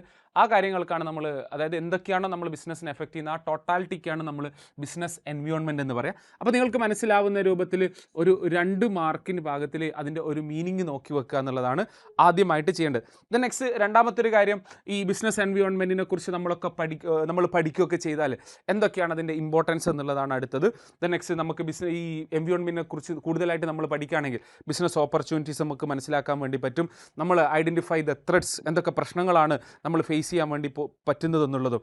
ദെൻ നെക്സ്റ്റ് എന്തെങ്കിലും ചേഞ്ചസ് വരുമ്പോൾ അതിനനുസരിച്ച് റാപ്പിഡ് ചേഞ്ചസ് അല്ലേ, നമുക്ക് എന്തെങ്കിലും മാറ്റം വരുന്ന സമയത്ത് ആ മാറ്റം നമുക്കും കൂടെ ഉൾക്കൊള്ളാനും, ദെൻ അതേപോലെ തന്നെ നമുക്ക് എന്താ പറയുക പോളിസീസ് മറ്റുള്ള കാര്യങ്ങളൊക്കെ നമുക്ക് തീരുമാനിക്കാൻ വേണ്ടിയിട്ടൊക്കെ സിമ്പിളായിട്ട് നമ്മൾ ഇതിനെക്കുറിച്ച്, അതായത് ബിസിനസ് എൻവിയോൺമെൻറ്റ് പഠിക്കുന്ന സമയത്ത് നമുക്ക് മനസ്സിലാവുന്ന രീതിയിൽ ഇതൊരു 4 മാർക്കിനൊക്കെയാണ് മാക്സിമം, ആകെ 4 മാർക്കിനാണ് ചോദിക്കുന്നത്. അപ്പോൾ ഒരു 3 അല്ലെങ്കിൽ 2 മാർക്ക് മുതൽ ഒരു 4 മാർക്ക് വരെയൊക്കെയാണ് ഇവിടെ ചോദിക്കുക. അപ്പോൾ നമ്മൾ നിർബന്ധമായിട്ട് ഇതിൻ്റെ ഒരു 4 ഇമ്പോർട്ടൻസ് എന്തായാലും നോക്കി വെക്കണം എന്നുള്ളതാണ് ഈ ഒരു ഭാഗത്ത് നിന്ന് ചെയ്യേണ്ടത്. ദ നെക്സ്റ്റ് ഏറ്റവും ഇമ്പോർട്ടൻ്റ് ഈ ചാപ്റ്ററിലെ ഈ ഡയമെൻഷൻ ഓഫ് ബിസിനസ് എൻവിയോൺമെൻ്റ് ആണ്. അപ്പോൾ അതിൽ പിന്നെ 5 ആക്കിയിട്ട് തിരിച്ചിട്ടുണ്ട്. അതിലൊന്ന് സോഷ്യൽ എൻവിയോൺമെൻറ്റ്, എക്കണോമിക് എൻവിയോൺമെൻറ്റ്, അതേപോലെ ലീഗൽ എൻവിയോൺമെൻറ്റ്, പൊളിറ്റിക്കൽ എൻവിയോൺമെൻറ്റ്, അതേപോലെ ടെക്നോളജിക്കൽ എൻവിയോൺമെൻറ്റ് എന്നുള്ള രീതിയിൽ ടോട്ടൽ എൻവിയോൺമെൻറ്റ് ഘടകത്തെ 5 ആക്കിയിട്ട് തിരിച്ചിട്ടുണ്ട്. അപ്പോൾ നമ്മൾ ഈ ഒരു ഭാഗത്ത് നിന്ന് 5 ഡയമെൻഷനും നോക്കണം. അപ്പോൾ 5 ഓരോ ഡയമെൻഷൻ എന്താണ്, എന്തൊക്കെ കാര്യങ്ങളാണ്, ഇപ്പോൾ പൊളിറ്റിക്കൽ എൻവിയോൺമെൻറ്റിൽ ഏതൊക്കെയാണ് വരിക, അതായത് പലപ്പോഴും ഈ മാച്ച് ദ ഫോളോയിങ് എന്നുള്ള രീതിയിലൊക്കെ ചോദിക്കാറുണ്ട്. ഇൻട്രസ്റ്റ് ചേഞ്ച് ചെയ്യുക, അതേപോലെ തന്നെ പിന്നെ ആൾക്കാരുടെ ടേസ്റ്റ് ട്രെൻഡ് മാറുക, ഇങ്ങനെ പല കാര്യങ്ങളും പുറമേ നിന്ന് സംഭവിക്കുമ്പോൾ ഓട്ടോമാറ്റിക്കലി നമ്മൾ ബിസിനസ്സിനെ എഫക്റ്റ് ചെയ്യാറുണ്ട്. റെഡി, അപ്പോൾ ഇങ്ങനെ പല എക്സാമ്പിൾ തന്നിട്ട് ഇത് ഏത് ഡയമെൻഷനിലാണ് വരിക. അപ്പോൾ ഇപ്പോൾ ഇൻട്രസ്റ്റ് ചേഞ്ച് ചെയ്താൽ റെഡി, അത് എക്കണോമിക് ഡയമെൻഷനിലാണ് വരിക. ദ നെക്സ്റ്റ് പിന്നെ ട്രെൻഡ് മാറുകയാണെങ്കിൽ അത് സോഷ്യൽ രീതിയിലാണ് വരിക. ഈ രൂപത്തിൽ ഓരോന്നും എന്താണെന്നുള്ളതും അതിന് എക്സാമ്പിൾസ് കൂടെ ഈ ഒരു ഭാഗത്തു നിന്ന് നോക്കി വെക്കണം. ഇതാണ് ഈ ഒരു ചാപ്റ്ററിലെ ഏറ്റവും ഇമ്പോർട്ടൻ്റ് എന്ന് പറയുന്നത്. ഈ ഭാഗത്തു നിന്നാണ് പലപ്പോഴും 4 മാർക്കിൻ്റെ വരെ ക്വസ്റ്റ്യൻസ് ഈ ഭാഗത്തു നിന്ന് തന്നെയാണ് വരുന്നത്. അപ്പോൾ വിദ്യാർത്ഥികൾ ആ ലെവലിൽ നോക്കുക, അതായത് മീനിങ് നോക്കണം, ഓരോന്നും എക്സാമ്പിൾസ് കൂടെ ഈ ഒരു ഭാഗത്തു നിന്ന് നോക്കണം. ദ നെക്സ്റ്റ് ഒരു ജനറലായിട്ട് അടുത്ത് നോക്കേണ്ടത് ഇന്ത്യയിലെ ഒരു എക്കണോമിക് കണ്ടീഷനെ കുറിച്ചാണ്. അതിൽ ഏറ്റവും പ്രധാനപ്പെട്ട 1991 ഏറ്റവും പ്രധാനമായിട്ട് കൊണ്ടുവന്നിട്ടുള്ള ഒരു എക്കണോമിക് ചേഞ്ചസിനെ കുറിച്ചാണ്. അത് LPG, ലിബറലൈസേഷൻ, പ്രൈവറ്റൈസേഷൻ, ഗ്ലോബലൈസേഷൻ, അതെന്താണെന്നുള്ളത് 1 by 1 ആയിട്ട് നോക്കണം. ഇതിൽ മാത്രമല്ല, ഇത് +1 നമ്മൾ എക്കണോമിക്സിലൂടെ പഠിച്ചതാണ്. ലിബറലൈസേഷൻ എന്ന് പറഞ്ഞാൽ എന്താണ്, പ്രൈവറ്റൈസേഷൻ എന്ന് പറഞ്ഞാൽ എന്താണ്, അതേപോലെ തന്നെ ഗ്ലോബലൈസേഷൻ എന്താണെന്നുള്ളത്. ദ നെക്സ്റ്റ് ഈ ഒരു ഭാഗത്ത് തന്നെ പിന്നെ നമ്മുടെ ഇന്ത്യൻ എക്കണോമിനെ ഏറ്റവും കൂടുതലായിട്ട് എഫക്റ്റ് ചെയ്തൊരു കാര്യമാണ് ഡിമോണിറ്റൈസേഷൻ എന്ന് പറയുന്നത്. അപ്പോൾ ഡിമോണിറ്റൈസേഷനും ഇപ്പോൾ കഴിഞ്ഞ എക്സാമിനൊക്കെ ചോദിച്ചിട്ടുള്ള ക്വസ്റ്റ്യൻ ആണ്. ഡിമോണിറ്റൈസേഷൻ എന്ന് പറഞ്ഞാൽ എന്താണെന്നുള്ളതും, ദ നെക്സ്റ്റ് ഡിമോണിറ്റൈസേഷൻ്റെ ഒബ്ജക്റ്റീവ്സ് അല്ലെങ്കിൽ എയിംസ് എന്താണെന്നുള്ളതും, അതായത് പിന്നെ ഈ ബ്ലാക്ക് മണി അതേപോലെ തന്നെ മറ്റുള്ള കാര്യങ്ങളൊക്കെ കണ്ടുപിടിക്കുക എന്നുള്ള കുറേ അതിൻ്റെ ഒരു എയിംസ് പറയുന്നുണ്ട്. ആ എയിംസ് കൂടെ നമ്മൾ എന്ത് ചെയ്യണം എന്ന് പറഞ്ഞാൽ ഈ ഒരു ചാപ്റ്ററിൽ നിന്ന് നോക്കി വെക്കണം. ഇത്രയും ഭാഗങ്ങൾ നമ്മൾ നോക്കുകയാണെങ്കിൽ നമുക്ക് ഈ ഒരു ചാപ്റ്ററിൽ നിന്നും നമ്മൾ ഈ പ്രതീക്ഷിക്കുന്ന 4 മുതൽ അല്ലെങ്കിൽ മാക്സിമം 6 മാർക്ക് വരെയുള്ള മുഴുവൻ ചോദ്യത്തിനും നമുക്ക് ആൻസർ കണ്ടെത്താൻ വേണ്ടിയിട്ട് പറ്റും. നെക്സ്റ്റ് ചാപ്റ്റർ നമ്പർ 4 ആണ്. ചാപ്റ്റർ നമ്പർ 4ൻ്റെ പ്ലാനിംഗ് ആണ്. പ്ലാനിങ്ങിൻ്റെ ചാപ്റ്ററിൽ നിന്ന് നമുക്ക് മാക്സിമം ചോദിക്കുന്നത് 6 മുതൽ 8 മാർക്കിൻ്റെ ചോദ്യം വരെയാണ് മെയിൻ എക്സാമിന് ഉണ്ടാകുക എന്നുള്ളതാണ്. അപ്പോൾ ചാപ്റ്റർ നമ്പർ ഇതിൽ ഫസ്റ്റ് തന്നെ what you mean by planning എന്നുള്ളതാണ് നമ്മൾ നോക്കേണ്ടത്. പ്ലാനിങ് എന്ന് പറഞ്ഞാൽ നമ്മളൊരു കാര്യം ചെയ്യുന്നതിൻ്റെ മുമ്പ് അതിനെക്കുറിച്ച് ആലോചിക്കുന്നതിനെയാണ് നമ്മൾ എന്തെന്ന് പറയുക, പ്ലാനിങ് എന്ന് പറയുക. റെഡി, ഈ ഒരു ഭാഗത്ത് ഏറ്റവും ഇമ്പോർട്ടൻ്റ് ആയിട്ട് പലപ്പോഴും ആവർത്തിച്ച് ചോദിക്കുന്നത് ഇമ്പോർട്ടൻസ് ഓഫ് പ്ലാനിങ് ആണ്. പ്ലാനിങ് നടത്തിക്കഴിഞ്ഞാലുള്ള ഗുണങ്ങൾ എന്തൊക്കെയാണെന്നുള്ളതാണ്. അപ്പോൾ നമുക്കൊരു കൃത്യമായിട്ടുള്ളൊരു ഡയറക്ഷൻ കിട്ടും, അതേപോലെ തന്നെ അൺസർട്ടൈനിറ്റി കുറയും, ദെൻ നെക്സ്റ്റ് ഓവർലോഡ് കുറയും, ദെൻ നെക്സ്റ്റ് നല്ല ഐഡിയാസൊക്കെ ഉണ്ടാക്കാൻ വേണ്ടി പറ്റും, കൃത്യമായ രീതിയിൽ തീരുമാനം എടുക്കാൻ പറ്റും എന്നുള്ള രീതിയിൽ ഏതെങ്കിലും ഒരു 4 പോയിൻ്റെങ്കിലും നിർബന്ധമായിട്ട് ഇതിൻ്റെ ഒരു ഇമ്പോർട്ടൻസ് നമ്മൾ പഠിച്ചിട്ടുണ്ടായിരിക്കണം എന്നുള്ളതാണ്. അത് നിങ്ങൾ പഠിച്ചിട്ടുണ്ടെന്ന് ഉറപ്പ് വരുത്തുക. ദെൻ ഈ ഒരു ചാപ്റ്ററിൽ ഏറ്റവും ഇമ്പോർട്ടൻസ് എന്ന് പറയുന്നത്, നമ്മൾ ഓരോ ചാപ്റ്ററിലും ഏറ്റവും ഇമ്പോർട്ടൻസ് പറയാറുണ്ട്. അങ്ങനെ നോക്കുന്ന സമയത്ത് പ്ലാനിംഗ് എന്ന് പറയുന്ന ചാപ്റ്ററിൽ ഏറ്റവും ഇമ്പോർട്ടൻസ് എന്ന് പറയുന്നത് അതിൻ്റെ സ്റ്റെപ്പ് തന്നെയാണ്. അപ്പോൾ അതിൽ ഫസ്റ്റ് സ്റ്റെപ്പ് എന്ന് പറയുന്നത് ഒബ്ജക്റ്റീവ് സെറ്റ് ചെയ്യുക, പ്ലാനിംഗ് പ്രിമൈസസ് സെറ്റ് ചെയ്യുക. ദെൻ ഒരു ഭാഗം ഈ പ്ലാനിംഗ് പ്രിമൈസസ് എന്ന് ചോദിക്കുന്ന സമയത്ത് പലപ്പോഴും ചോദിക്കുന്ന ഒരു ക്വസ്റ്റ്യൻ ആണ്, 2 മാർക്കിനൊക്കെ what you mean by planning premises എന്ന് ചോദിക്കാറുണ്ട്. പ്രിമൈസസ് എന്ന് പറഞ്ഞാൽ നമ്മളൊരു പ്ലാൻ ചെയ്യുന്ന സമയത്ത് ചില അസംഷൻസ് ഉണ്ടായിരിക്കും, ഇങ്ങനെ ആയിരിക്കും എന്നുള്ളത്. ഈ അസംഷനെയാണ് നമ്മൾ പ്ലാനിംഗ് പ്രിമൈസസ് എന്ന് പറയുക. ഇത് സെറ്റ് ചെയ്യുക എന്നുള്ളതാണ്. ദെൻ നെക്സ്റ്റ് ആൾട്ടർനേറ്റീവ് കണ്ടെത്തുക, ആൾട്ടർനേറ്റീവിനെ ഇവാലുവേറ്റ് ചെയ്യുക, ഏറ്റവും ബെസ്റ്റ് ആയിട്ടുള്ള ആൾട്ടർനേറ്റീവ് നമ്മൾ കണ്ടെത്തുക, അത് ഇംപ്ലിമെൻറ്റ് ചെയ്യുക, അതിനെ ഫോളോ അപ്പ് ചെയ്യുക എന്നുള്ളതാണ്. സിമ്പിൾ ആയിട്ടുള്ള സ്റ്റെപ്പാണ്. നമ്മൾ ഓൾറെഡി നമ്മൾ ലൈഫിൽ പല കാര്യങ്ങളും നമ്മൾ ആലോചിക്കുന്ന സമയത്ത് ഇത് ഓട്ടോമാറ്റിക്കലി നമ്മൾ നോർമലി ചെയ്യുന്നൊരു കാര്യം തന്നെയാണ് ഈ സ്റ്റെപ്സ് എന്ന് പറയുന്നത്. അതിനെ കൃത്യമായിട്ട് പഠിക്കുക. അതിപ്പോൾ പലപ്പോഴും ഡയറക്റ്റായിട്ട് ഇൻഡയറക്റ്റായിട്ട് എങ്ങനെ ചോദിച്ചാലും പ്ലാനിങ്ങിൻ്റെ സ്റ്റെപ്സ് നമുക്ക് എഴുതാൻ വേണ്ടിയിട്ട് പറ്റണം. അതിൽ ഇമ്പോർട്ടൻസ് പറയുന്നത് പ്ലാനിങ് പ്രിമൈസസ് പലപ്പോഴും 2 മാർക്കിന് അത് മാത്രം ചോദിക്കാറുണ്ട്. ദെൻ നെക്സ്റ്റ് ഈ ഒരു ചാപ്റ്ററിൽ പലപ്പോഴും 2 മാർക്കിന് ചോദിക്കുന്ന അടുത്തൊരു ഭാഗമാണ് ടൈപ്സ് ഓഫ് പ്ലാൻ. പല ടൈപ്സ് പ്ലാനുകളുണ്ട് എന്നുള്ളതാണ്. അപ്പോൾ അതിൽ കോമൺ ആയിട്ട് നമ്മൾ ഇതിൽ ഈ ഒബ്ജക്റ്റീവ്സ്, അതേപോലെ തന്നെ strategy, policy, procedure, rule, method, programme, budget എന്നുള്ള രീതിയിൽ പലതും 1 by 1 ആയിട്ട് ചോദിക്കാറുണ്ട്. ഇത് പലപ്പോൾ ഈ ഒരു ഭാഗത്ത് നിന്ന് 2 മാർക്കിൻ്റെ ചോദ്യമാണ് ഉണ്ടാവാറുള്ളത്. അതെങ്ങനെയാണെന്ന് ചോദിച്ചാൽ ഇതിൻ്റെ ഏതെങ്കിലും കാര്യങ്ങളുടെ മീനിങ് ചോദിക്കുക എന്നുള്ളതാണ് പതിവ്. ആ ലെവലിൽ കൂടെ നോക്കി വെക്കുക. അങ്ങനെയാണെങ്കിൽ നമ്മൾ ഈ ഒരു ഭാഗത്ത് നിന്ന് പ്രതീക്ഷിക്കുന്ന 6 മുതൽ 8 മാർക്കിൻ്റെ വരെ മാർക്ക് നമുക്ക് ഈ ഒരു ഭാഗത്ത് നിന്ന് നമുക്ക് കരസ്ഥമാക്കാൻ വേണ്ടി പറ്റും. അപ്പോൾ ഈ ഒരു ചാപ്റ്ററിൽ ഇമ്പോർട്ടൻസ് ആണ്, then next step, then next different types of പ്ലാനുകളെ കുറിച്ചാണ് ഈ ഒരു ഭാഗത്ത് ഈ ഒരു ഭാഗത്ത് നമ്മൾ നോക്കേണ്ടത്. ഇത്രയും ഭാഗം നമ്മൾ പഠിച്ചിട്ടുണ്ട് എന്ന് ഉറപ്പ് വരുത്തുകയാണ് ചെയ്യേണ്ടത്. നെക്സ്റ്റ് ചാപ്റ്റർ നമ്പർ 5 ആണ്. ചാപ്റ്റർ നമ്പർ 5 എന്ന് പറയുന്നത് ഓർഗനൈസിങ് ആണ്. ഓർഗനൈസിങ് എന്ന് പറയുന്ന ചാപ്റ്ററിൽ 7 മുതൽ 9 മാർക്കിൻ്റെ ചോദ്യമാണ് നോർമലി ക്വസ്റ്റ്യനിൽ ഉണ്ടാവാറുള്ളത്. അപ്പോൾ ഈ ഒരു ചാപ്റ്ററിൽ ഏറ്റവും പ്രധാനമായിട്ട് ചോദിക്കുന്നത് ഓർഗനൈസിൻ്റെ സ്റ്റെപ്പാണ് ഫസ്റ്റ് 1 ആയിട്ട് വരുന്നത്. ഓർഗനൈസേഷൻ പ്രോപ്പറായിട്ടൊരു സ്ഥാപനത്തിൽ നടക്കണമെങ്കിൽ അതിന് കൃത്യമായ ഒരു സ്റ്റെപ്പ് ഉണ്ടെന്നുള്ളതാണ്. അപ്പോൾ അതിൽ ആദ്യത്തെ സ്റ്റെപ്പ് എന്ന് പറയുന്നത് ഓരോ വർക്കിനെയും കണ്ടെത്തുക, അതിനെ ഡിവൈഡ് ചെയ്യുക എന്നുള്ളതാണ്. ദെൻ നെക്സ്റ്റ് ഓരോ വർക്കിൻ്റെയും അതിൻ്റെ സ്വഭാവത്തിനനുസരിച്ച് ഡിപ്പാർട്ട്മെൻ്റലൈസ് ചെയ്യുക. റെഡി, ഓരോരോ ഡിപ്പാർട്ട്മെൻറ്റുകളായിട്ട് അതിനെ മാറ്റുക. ദെൻ നെക്സ്റ്റ് ഓരോ ഡിപ്പാർട്ട്മെൻ്റ് ആക്കി മാറ്റിയതിന് ശേഷം അടുത്തത് അവർക്ക് കൃത്യമായിട്ടുള്ള ഡ്യൂട്ടീസ് കൊടുക്കുക. ദെൻ നെക്സ്റ്റ് അതിനുശേഷം ചെയ്യേണ്ടത് ഈ എല്ലാ ഡിപ്പാർട്ട്മെൻറ്റുകൾ തമ്മിലും കമ്മ്യൂണിക്കേഷനൊക്കെ കൃത്യമായിട്ടുള്ള ഒരു റിലേഷൻഷിപ്പ് ക്രിയേറ്റ് ചെയ്യുക എന്നുള്ളതാണ്. ഇതാണ് ഒരു സ്റ്റെപ്പ് എന്ന് പറയുന്നത്. സിമ്പിളായിട്ടുള്ള സ്റ്റെപ്പാണ്. ഡ്യൂട്ടീസ് കണ്ടെത്തുക, ദെൻ നെക്സ്റ്റ് ഡിപ്പാർട്ട്മെൻ്റ് ആക്കി തിരിക്കുക, അതിനുശേഷം ഓരോരുത്തർക്കും അവരുടേതായ ഡ്യൂട്ടീസ് കൊടുക്കുക, ദെൻ നെക്സ്റ്റ് റിലേഷൻഷിപ്പ് ക്രിയേറ്റ് ചെയ്യുക എന്നുള്ളതാണ്. ദെൻ നെക്സ്റ്റ് ഓർഗനൈസേഷൻ ക്രിയേറ്റ് ചെയ്താലുള്ള അതിൻ്റെ ഇമ്പോർട്ടൻസ് എന്താണെന്നുള്ളതാണ്. ദെൻ നെക്സ്റ്റ് സ്പെഷ്യലൈസേഷൻ നമുക്ക് ആസ്വദിക്കാൻ വേണ്ടി പറ്റും. ദെൻ നെക്സ്റ്റ് അവർക്ക് ജോലി ചെയ്യുന്ന ആൾക്കാർക്ക് അതിനെക്കുറിച്ച് ക്ലാരിറ്റി കിട്ടും എന്നുള്ള രീതിയിൽ ഏതൊക്കെ ഒരു ഇമ്പോർട്ടൻസ്, അതായത് ഒരു 4 മാർക്കിൻ്റെ വരെയൊക്കെ ചോദ്യം മാത്രമാണ് ഈ ഒരു ഭാഗത്തു നിന്ന് മാക്സിമം ഉണ്ടാവുക. ഇപ്പോൾ ഒരു 4 പോയിൻറ്റോ മറ്റോ നോക്കുക. ഇത് കറക്റ്റ് 4 പോയിൻറ്റ്സ് തന്നെ ഉള്ളതുകൊണ്ട് അത് നിർബന്ധമായിട്ട് അത് ഫുൾ തന്നെ പഠിക്കണം. ദെൻ നെക്സ്റ്റ് ഓർഗനൈസേഷണൽ സ്ട്രക്ചറാണ്. നമുക്ക് പല രീതിയിൽ ഓർഗനൈസേഷൻ്റെ വലുപ്പത്തിനനുസരിച്ച് നമുക്ക് സ്ട്രക്ചറിനെ ഫോം ചെയ്യാൻ വേണ്ടി പറ്റും. അത് മേ ബി ഫങ്ഷണൽ ആവാം, അല്ലെങ്കിൽ ഡിവിഷണൽ ആവാം. ഫങ്ഷൻ എന്ന് പറഞ്ഞാൽ ഓരോരുത്തർ ചെയ്യേണ്ട കാര്യങ്ങളുടെ ബേസിലായിട്ട് നമ്മൾ ഓർഗനൈസേഷനെ സ്ട്രക്ചർ ക്രിയേറ്റ് ചെയ്യുന്നതിനെയാണ് ഫങ്ഷണൽ എന്ന് പറയുക. അതായത് നോർമലി ഒരു ഓർഗനൈസേഷനിൽ നടക്കുന്ന ഫങ്ഷൻ എന്ന് പറഞ്ഞാൽ പ്രൊഡക്ഷൻ, സെയിൽസ്, ഫിനാൻസ് എന്നൊക്കെയാണ്. അപ്പോൾ ഈ ഫങ്ഷൻ്റെ ബേസിൽ ഓരോരോ ഡിപ്പാർട്ട്മെൻറ്റുകൾ ക്രിയേറ്റ് ചെയ്തിട്ട് ആ ലെവൽ ഓർഗനൈസേഷൻസ് ക്രിയേറ്റ് ചെയ്യുന്നതിനാണ് ഫങ്ഷണൽ എന്ന് പറയാം. ഇനി ചില ഓർഗനൈസേഷൻസ് ഉണ്ടാവും, ആ ഓർഗനൈസേഷനിൽ ഒരുപാട് ടൈപ്പ് പ്രൊഡക്ഷൻ ആ ഒരു ഓർഗനൈസേഷൻ്റെ ഉള്ളിൽ തന്നെ നടത്തുന്നുണ്ടാവും. അങ്ങനത്തെ ഓർഗനൈസേഷനാണ് നമ്മൾ ഡിവിഷണൽ എന്ന് പറയാം. അതായത് നിങ്ങൾ ഓൾറെഡി പഠിച്ചതിൽ എക്സാമ്പിൾ പറഞ്ഞിട്ടുണ്ടാവും, ഒരു ഓർഗനൈസേഷൻ അതിൻ്റെ ഉള്ളിൽ തന്നെ ടെക്സ്റ്റൈൽസ് ഉണ്ട്, അതേപോലെ തന്നെ സിമെൻ്റ് ഉണ്ട്, ഇനി ഫുഡ് പ്രൊഡക്റ്റ് ഉണ്ട്, അങ്ങനെയൊക്കെ ഉണ്ടെങ്കിൽ ആ ഓരോരോ പ്രൊഡക്റ്റ് ബേസ്ഡ് ആയിട്ട് ഓർഗനൈസേഷനെ ക്രിയേറ്റ് ചെയ്യുന്നതിനാണ് ഡിവിഷണൽ എന്ന് പറയുക. ഈ ഒരു ഭാഗം നിർബന്ധമായിട്ട് നോക്കുക. ദെൻ നെക്സ്റ്റ് ഇതിൻ്റെ ഒരു ഡിഫറൻസ് കൂടെ നോക്കി വെക്കാൻ വേണ്ടിയിട്ട് ശ്രമിക്കുക. ഇനി നമ്മൾ നോർമലി ഓർഗനൈസേഷൻ ഫോം ചെയ്യുന്ന സമയത്ത് ചിലത് ഫോർമൽ ആവാം, അല്ലെങ്കിൽ ഇൻഫോർമൽ ആവാം. ഇത് തമ്മിലുള്ള ഡിഫറൻസ് നിർബന്ധമാക്കി നോക്കണം. ഈ ഒരു ചാപ്റ്ററിൽ ഏറ്റവും ഇമ്പോർട്ടൻ്റ് എന്ന് പറയുമ്പോൾ ഈ ഫോം ഓഫ് ഓർഗനൈസേഷൻ ആണ് വരാറുള്ളത്. പലപ്പോഴും ഈ ഫോർമൽ ഓർഗനൈസേഷനും ഇൻഫോർമൽ ഓർഗനൈസേഷനും തമ്മിലുള്ള ഡിഫറൻസ്, ഫോർമൽ എന്ന് പറഞ്ഞു കഴിഞ്ഞാൽ ഓർഗനൈസേഷൻ്റെ അതോറിറ്റി തീരുമാനിക്കുന്ന ഒരു രീതിയാണ് ഫോർമൽ എന്ന് പറഞ്ഞാൽ. ഇൻഫോർമൽ എന്ന് പറഞ്ഞാൽ അങ്ങനെയല്ല, ഓർഗനൈസേഷൻ ഫോം ചെയ്യുന്നത് അവരുടെ ആൾക്കാരുടെ റിലേഷൻഷിപ്പും കാര്യങ്ങളൊക്കെ, അതായത് ഒരു സോഷ്യൽ ബേസ്ഡ് ആയിട്ട് ചെയ്യുന്നതിനെയാണ് ഇൻഫോർമൽ എന്ന് പറയുക. ഈ ഒരു ഡിഫറൻസ് നോക്കുക. ദ നെക്സ്റ്റ് ഡെലിഗേഷൻ ഓഫ് അതോറിറ്റിയാണ്. ഇപ്പോൾ നമ്മൾ ഓർഗനൈസേഷൻ പ്രോപ്പറായിട്ട് നടക്കണമെങ്കിൽ അവിടെ എന്തും കൂടെ ഉണ്ടാവണം, ഈ ഡെലിഗേഷൻ ഓഫ് അതോറിറ്റി ഉണ്ടാവണം. ഈ ഡെലിഗേഷൻ ഓഫ് അതോറിറ്റീൻ്റെ ഭാഗത്തു നിന്ന് പലപ്പോഴും ചോദിക്കുന്ന ഒരു കാര്യം what are the elements of delegation of അതോറിറ്റിയാണ്. അതായത് അതോറിറ്റി, റെസ്പോൺസിബിലിറ്റി, അക്കൗണ്ടബിലിറ്റി. അതായത് നമ്മൾ ഈ ഡെലിഗേഷൻ ഓഫ് അതോറിറ്റി നടക്കുമ്പോൾ ഈ ഒരു 3 കാര്യം കൂടെ നടന്നാൽ മാത്രമാണ് അത് പ്രോപ്പറാവുള്ളൂ. അതിൽ ഒന്നാമത്തേതാണ് അതോറിറ്റി, അതായത് give right to an order. Then next one responsibility എന്ന് പറഞ്ഞു കഴിഞ്ഞാൽ റെഡി, ആ ഓർഡർ എടുത്തു കഴിഞ്ഞാൽ അതിൻ്റെ മേലുള്ള പൂർണ്ണ ഉത്തരവാദിത്വം, ഇനി എന്ത് കഴിഞ്ഞാലും അതിൻ്റെ മേലുള്ള മൊത്തം അക്കൗണ്ടബിലിറ്റി അദ്ദേഹത്തിന് തന്നെ ഉണ്ടാവുക. ഈ ഒരു ലെവൽ അതിൽ ഇത് നമ്മളവിടെ നോക്കേണ്ടത് ഓരോന്നിൻ്റെ മീനിങ്, ഈ എലമെൻസിൻ്റെ 1 by 1 ആയിട്ടുള്ള മീനിങ് നോക്കണം പലപ്പോഴും. കാരണം എന്തുകൊണ്ടാണെന്ന് ചോദിച്ചാൽ 2 മാർക്കിനൊക്കെ ചോദിക്കുന്ന ഒരു ക്വസ്റ്റ്യൻ ആണ്. ഈ ഒരു ഭാഗത്ത് നിന്ന് പലപ്പോഴും 2 മാർക്കിൻ്റെ ചോദ്യമാണ് ഉണ്ടാവാറുള്ളത്. അതിൽ ഏതൊക്കെ ആ ടേമുകളെ കുറിച്ചാണ് പലപ്പോഴും ആവർത്തിച്ച് ചോദിച്ചിട്ടുള്ളത്. ദ നെക്സ്റ്റ് വൺ ഡീസെൻട്രലൈസേഷൻ എന്ന് പറഞ്ഞാൽ എന്താണെന്നുള്ളതാണ്. നല്ലൊരു ഓർഗനൈസേഷണൽ ഫോം നമ്മൾ ക്രിയേറ്റ് ചെയ്യുമ്പോൾ സ്വാഭാവികമായിട്ട് അവിടെ ഡീസെൻട്രലൈസേഷൻ കൊണ്ടുവരേണ്ടി വരും. ഡീസെൻട്രലൈസേഷൻ എന്ന് പറഞ്ഞാൽ അതോറിറ്റീസിനെ നമ്മൾ താഴെ ഘടകങ്ങളിലേക്ക് കൊടുക്കുന്നത്, സെൻട്രലൈസേഷൻ ഒഴിവാക്കിയിട്ട് ആ അതോറിറ്റി തീരുമാനം എടുക്കാനുള്ള പവർ പിന്നെ അടിത്തട്ടിലേക്ക് കൊടുക്കുന്നതിനാണ് നമ്മൾ ഡീസെൻട്രലൈസേഷൻ എന്ന് പറയുക. അതിൻ്റെ ഒരു മീനിങ് നോക്കുക. ഈ ഭാഗത്തുനിന്നും പലപ്പോഴും ഒരു 2 മാർക്കിൻ്റെ ചോദ്യമൊക്കെയാണ് ഉണ്ടാവാറുള്ളത്. ഇങ്ങനെ ഈ ഒരു ഭാഗത്തുനിന്ന് മാക്സിമം ചോദിച്ചിട്ടുള്ളത് 7 മുതൽ 9 മാർക്കിൻ്റെ ചോദ്യമാണ്. അപ്പോൾ ഇത്രയും ഭാഗങ്ങൾ പഠിച്ചിട്ടുണ്ട് എന്ന് ഉറപ്പുവരുത്തുക.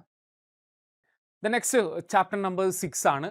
ചാപ്റ്റർ നമ്പർ 6ൽ നിന്ന് നമ്മൾ ആദ്യം തന്നെ മനസ്സിലാക്കേണ്ടത് ചാപ്റ്റർ നമ്പർ 6ൽ നിന്ന് 9 മാർക്കിൻ്റെ വരെ ചോദ്യം ഉണ്ടാവും എന്നുള്ളതാണ്. അപ്പോൾ അങ്ങനെ നോക്കുമ്പോൾ 9 മുതൽ ഒരു 11 മാർക്ക് വരെ നമുക്ക് ചാപ്റ്റർ നമ്പർ 6ൽ നിന്ന് പ്രതീക്ഷിക്കാം. അതായത് ഏകദേശം 4 ചാപ്റ്ററുകളാണ് +2ൽ ഏറ്റവും ഇമ്പോർട്ടൻ്റ്. അതിൽ ഏറ്റവും ഇമ്പോർട്ടൻ്റ് ആയിട്ടുള്ള ഒരു ചാപ്റ്ററാണ് ചാപ്റ്റർ നമ്പർ 6 എന്ന് പറയുന്നത്. കാരണം അത്രയും ചോദ്യം ഈ ഒരു ഭാഗത്ത് നിന്നുണ്ടാവും. അപ്പോൾ അതിൽ നമ്മൾ ആദ്യം തന്നെ നോക്കേണ്ടത് ഇതിൻ്റെ ഒരു മീനിങ് ആണ്. അതായത് ഒരാളെ ഒരു റൈറ്റ് സ്ഥലത്തേക്ക് റൈറ്റ് പ്ലേസിലേക്ക് right person at right time place ചെയ്യുന്നതിനെയാണ് നമ്മൾ സ്റ്റാഫിംഗ് എന്ന് പറയുക.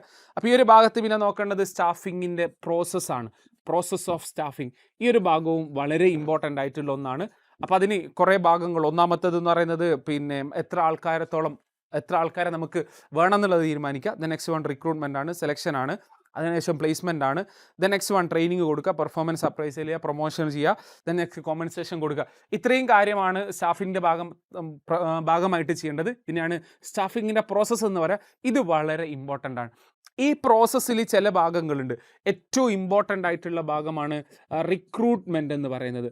റിക്രൂട്ട്മെൻ്റ് ആണ് ഏറ്റവും പ്രധാനപ്പെട്ടത്. ദ നെക്സ്റ്റ് വൺ ഇതേപോലെ ഇമ്പോർട്ടൻ്റ് ആണ് ഇതിൽ സെലക്ഷൻ എന്ന് പറയുന്നതും. ദ നെക്സ്റ്റ് വൺ ട്രെയിനിങ് എന്ന് പറയുന്നതും. ഇതാണ് ഈ പ്രോസസ്സിൽ ഏറ്റവും പ്രധാനപ്പെട്ടത്. ഈ 3 കാര്യത്തിനെയാണ് നമ്മൾ അതുകൊണ്ട് തന്നെ എലമെൻറ്റ്സ് ഓഫ് സ്റ്റാഫിംഗ് എന്ന് പറയുക. ഈ 3ഉം 1 by 1 ആയിട്ട് എന്താണെന്ന് കൃത്യമായിട്ട് നമ്മൾ അറിഞ്ഞിട്ടുണ്ടാവണം എന്നുള്ളതാണ്. ദ നെക്സ്റ്റ് അതിൽ പലപ്പോഴും തെറ്റുന്ന ഒരു കാര്യമാണ് what is recruitment, what is selection. കുട്ടികളോട് റിക്രൂട്ട്മെൻറ്റ് എന്താണെന്ന് ചോദിച്ചാൽ പലപ്പോഴും ആൾക്കാർ പറയാം ഏറ്റവും നല്ലൊരാളെ സെലക്ട് ചെയ്യുന്നതിനെയാണ് റിക്രൂട്ട്മെൻറ്റ് എന്ന് പറയാം. അങ്ങനെ ചില ആൾക്കാർ തെറ്റിദ്ധരിക്കാറുണ്ട്. അങ്ങനെയല്ല.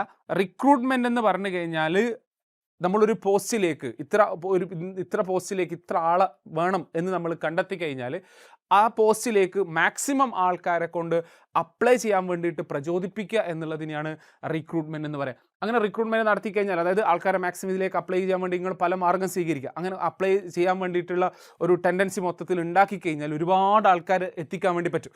അങ്ങനെ കൂടുതൽ ആൾക്കാർ ഒരു പോസ്റ്റിലേക്ക് ആപ്ലിക്കേഷൻ തന്നു കഴിഞ്ഞാൽ അതിൽ നിന്ന് നമുക്ക് നല്ല ആൾക്കാരെ സെലക്ട് ചെയ്യാൻ പറ്റും. അങ്ങനെ സെലക്ട് ചെയ്യുന്നതിനാണ് നമ്മൾ സെലക്ഷൻ എന്ന് പറയാം.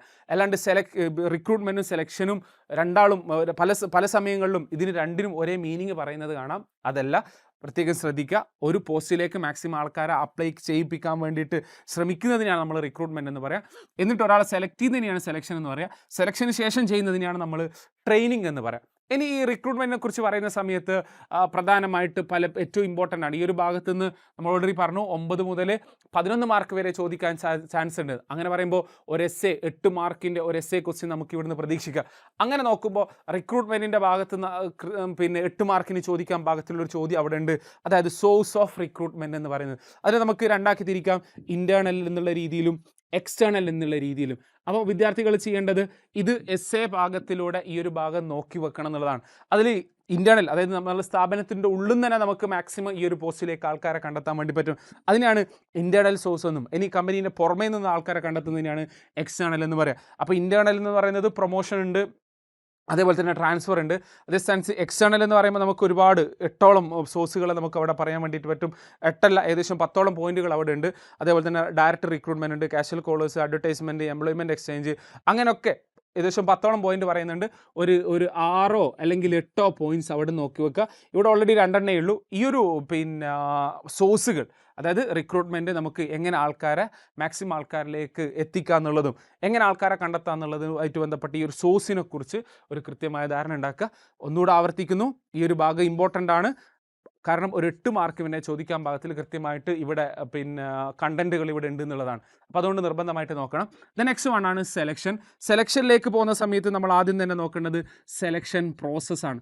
സെലക്ഷൻ പ്രോസസ്സിൽ ആദ്യം നമ്മൾ ഇപ്പോൾ ഇങ്ങനെ റിക്രൂട്ട്മെൻറ്റ് ആൾക്കാർ എത്തിക്കഴിഞ്ഞാൽ നമ്മൾ ആദ്യം തന്നെ ഓഫീസിലേക്ക് വരുന്ന സമയത്ത് ആദ്യം നമ്മൾ ചെയ്യുന്നത് പ്രിലിമിനറി സ്ക്രീനിങ് ആണ്. അങ്ങനെ പറഞ്ഞാൽ നമ്മൾ ബേസിക് ആയിട്ട് പറഞ്ഞിട്ടുള്ള കണ്ടീഷൻസ് അവർ സാറ്റിസ്ഫൈ ചെയ്യുന്നുണ്ടോ എന്ന് ചെക്ക് ചെയ്യുന്നതിനാണ്. നെക്സ്റ്റ് അത് ഓക്കെ ആയി കഴിഞ്ഞാലാണ് അവർ ഉള്ളിലേക്ക് കടത്തി വിടുക. ഉള്ളിലേക്ക് കടത്തി വിട്ടാൽ ആദ്യം തന്നെ സെലക്ഷൻ ടെസ്റ്റ് ആണ് നടത്താറുള്ളത്. ഈ ഒരു ഭാഗം മാത്രം ചോദിക്കാറുണ്ട്. ഇക്കഴിഞ്ഞ ക്രിസ്മസ് എക്സാമിന് നിങ്ങൾ കണ്ടിട്ടുണ്ടാവും, what are the different type of selection test എന്നുള്ള രീതിയിൽ ചോദിക്കുന്നുണ്ട്. അപ്പം പ്രധാനമായിട്ട് നടക്കുന്ന സെലക്ഷൻ ടെസ്റ്റ് എന്ന് പറഞ്ഞാൽ ഇൻ്റലിജൻസ് ടെസ്റ്റാണ്. അവരുടെ ഒരു ബുദ്ധി ലെവലായിട്ടുള്ള ഒരു പിന്നെ കാര്യം ചെക്ക് ചെയ്യുന്നതിനെയാണ്. Next trade test. അങ്ങനെ പറഞ്ഞാൽ നമ്മൾ ഏത് പോസ്റ്റിലേക്കാണോ ആൾക്കാരെ സെലക്ട് ചെയ്യുന്നത് അതിന് അവൻ പ്രാപ്തമാണോ എന്നുള്ളത് ചെക്ക് ചെയ്യുന്നതിനെയാണ് നമ്മൾ പറയുക. നെക്സ്റ്റ് ആപ്റ്റിറ്റ്യൂഡ്, ആ ജോലി ചെയ്യാനുള്ള ആപ്റ്റിറ്റ്യൂഡ്, അഭിരുചി അവനിക്കുണ്ടോ എന്ന് ചെക്ക് ചെയ്യുക. നെക്സ്റ്റ് വൺ ഇൻട്രസ്റ്റ് ഉണ്ടോ എന്ന് ചെക്ക് ചെയ്യുക. പേഴ്സണാലിറ്റി, അവൻ്റെ ഒരു സ്വഭാവം ചെക്ക് ചെയ്യുക. ഇതൊക്കെയാണ് ആ ഒരു ഭാഗത്ത് നിന്ന് വരിക. അത് സെപ്പറേറ്റ് നോക്കാൻ വേണ്ടിയിട്ട് ശ്രമിക്കുക, കാരണം അതും ഇമ്പോർട്ടൻ്റ് ആണ്. ഈ ഒരു ഭാഗത്ത് ഈ ഒരു ചാപ്റ്റർ അത്ര ഇമ്പോർട്ടൻ്റ് ആയതുകൊണ്ട് ഇമ്പോർട്ടൻ്റ് ആയിട്ടുള്ള കണ്ടന്റ് കുറച്ച് കൂടുതലുണ്ടാവും. നെക്സ്റ്റ് വൺ അതിലാണ് സെലക്ഷൻ. അതിൽ ഒന്നാമത്തെ പറഞ്ഞാൽ preliminary screening. Next selection test ആണ്. സെലക്ഷൻ ടെസ്റ്റ് പാസ്സായി വരുന്ന ആൾക്കാരെയാണ് നോർമലി ഇൻ്റർവ്യൂവിലേക്ക് എടുക്കാറുള്ളത്. അതിനുശേഷം അവരുടെ റെഫറൻസ് ഒക്കെ ചെക്ക് ചെയ്യുക. നെക്സ്റ്റ് സെലക്ഷൻ ഡിസിഷൻ എടുക്കുക, മെഡിക്കൽ എക്സാമിനേഷൻ കൊടുക്കുക, ജോബ് ഓഫർ കൊടുക്കുക. അതിനുശേഷമാണ് കോൺട്രാക്റ്റ് എന്നുള്ള ലെവലിലേക്ക് പോവാറുള്ളത്. ഇത്രയാണ് സെലക്ഷൻ്റെ പിന്നെ സ്റ്റെപ്സ് എന്ന് പറയുന്നത്. ആ ഭാഗവും നിർബന്ധമായിട്ട് ചെയ്യണം. ഇനി ഇത് ഡയറക്റ്റ് ചോദിക്കണമെന്നില്ല, ഇൻഡയറക്റ്റ് ആയിട്ട്, അതായത് ഒരാളെ സെലക്ട് ചെയ്യാൻ വേണ്ടിയിട്ട് ഏതൊക്കെ സ്റ്റെപ്പിലൂടെയാണ് നമ്മൾ പോകേണ്ടതെന്നുള്ളൂ, അല്ലെങ്കിൽ സെലക്ഷൻ നടത്തുന്ന സമയത്ത് നിങ്ങൾ എങ്ങനെയാണ് ചെയ്യുകയാണെന്നുള്ളത് എങ്ങനെ ഡയറക്റ്റ് ചോദിച്ചാലും ഇൻഡയറക്റ്റ് ചോദിച്ചാലും ഒക്കെ നമുക്ക് ചെയ്യാൻ വേണ്ടി പറയണം. നെക്സ്റ്റ് വൺ ആണ് ട്രെയിനിങ് ആൻഡ് ഡെവലപ്മെൻറ്റ് എന്ന് പറയുന്നത്.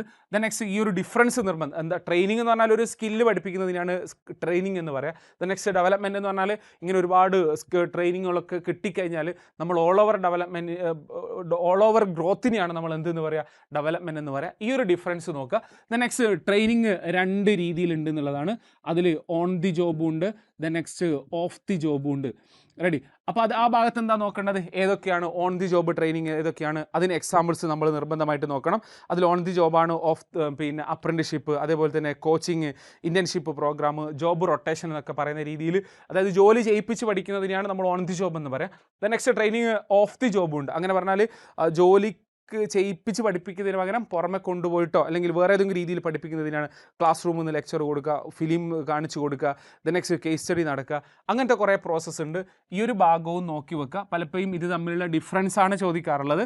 അപ്പോൾ വിദ്യാർത്ഥികൾ എന്ത് ചെയ്യണമെന്ന് പറഞ്ഞാൽ ഇത് രണ്ടിനും ഒരു 2 എക്സാമ്പിൾ വെച്ചിട്ട്, അതായത് പിന്നെ ഏതൊക്കെയാണ് ഓഫ് ദി ജോബ്, ഏതൊക്കെയാണ് ഓൺ ദി ജോബ് എന്നുള്ളത് കൂടെ ഈ ഒരു ഭാഗത്ത് നിന്ന് നോക്കി വെക്കണം.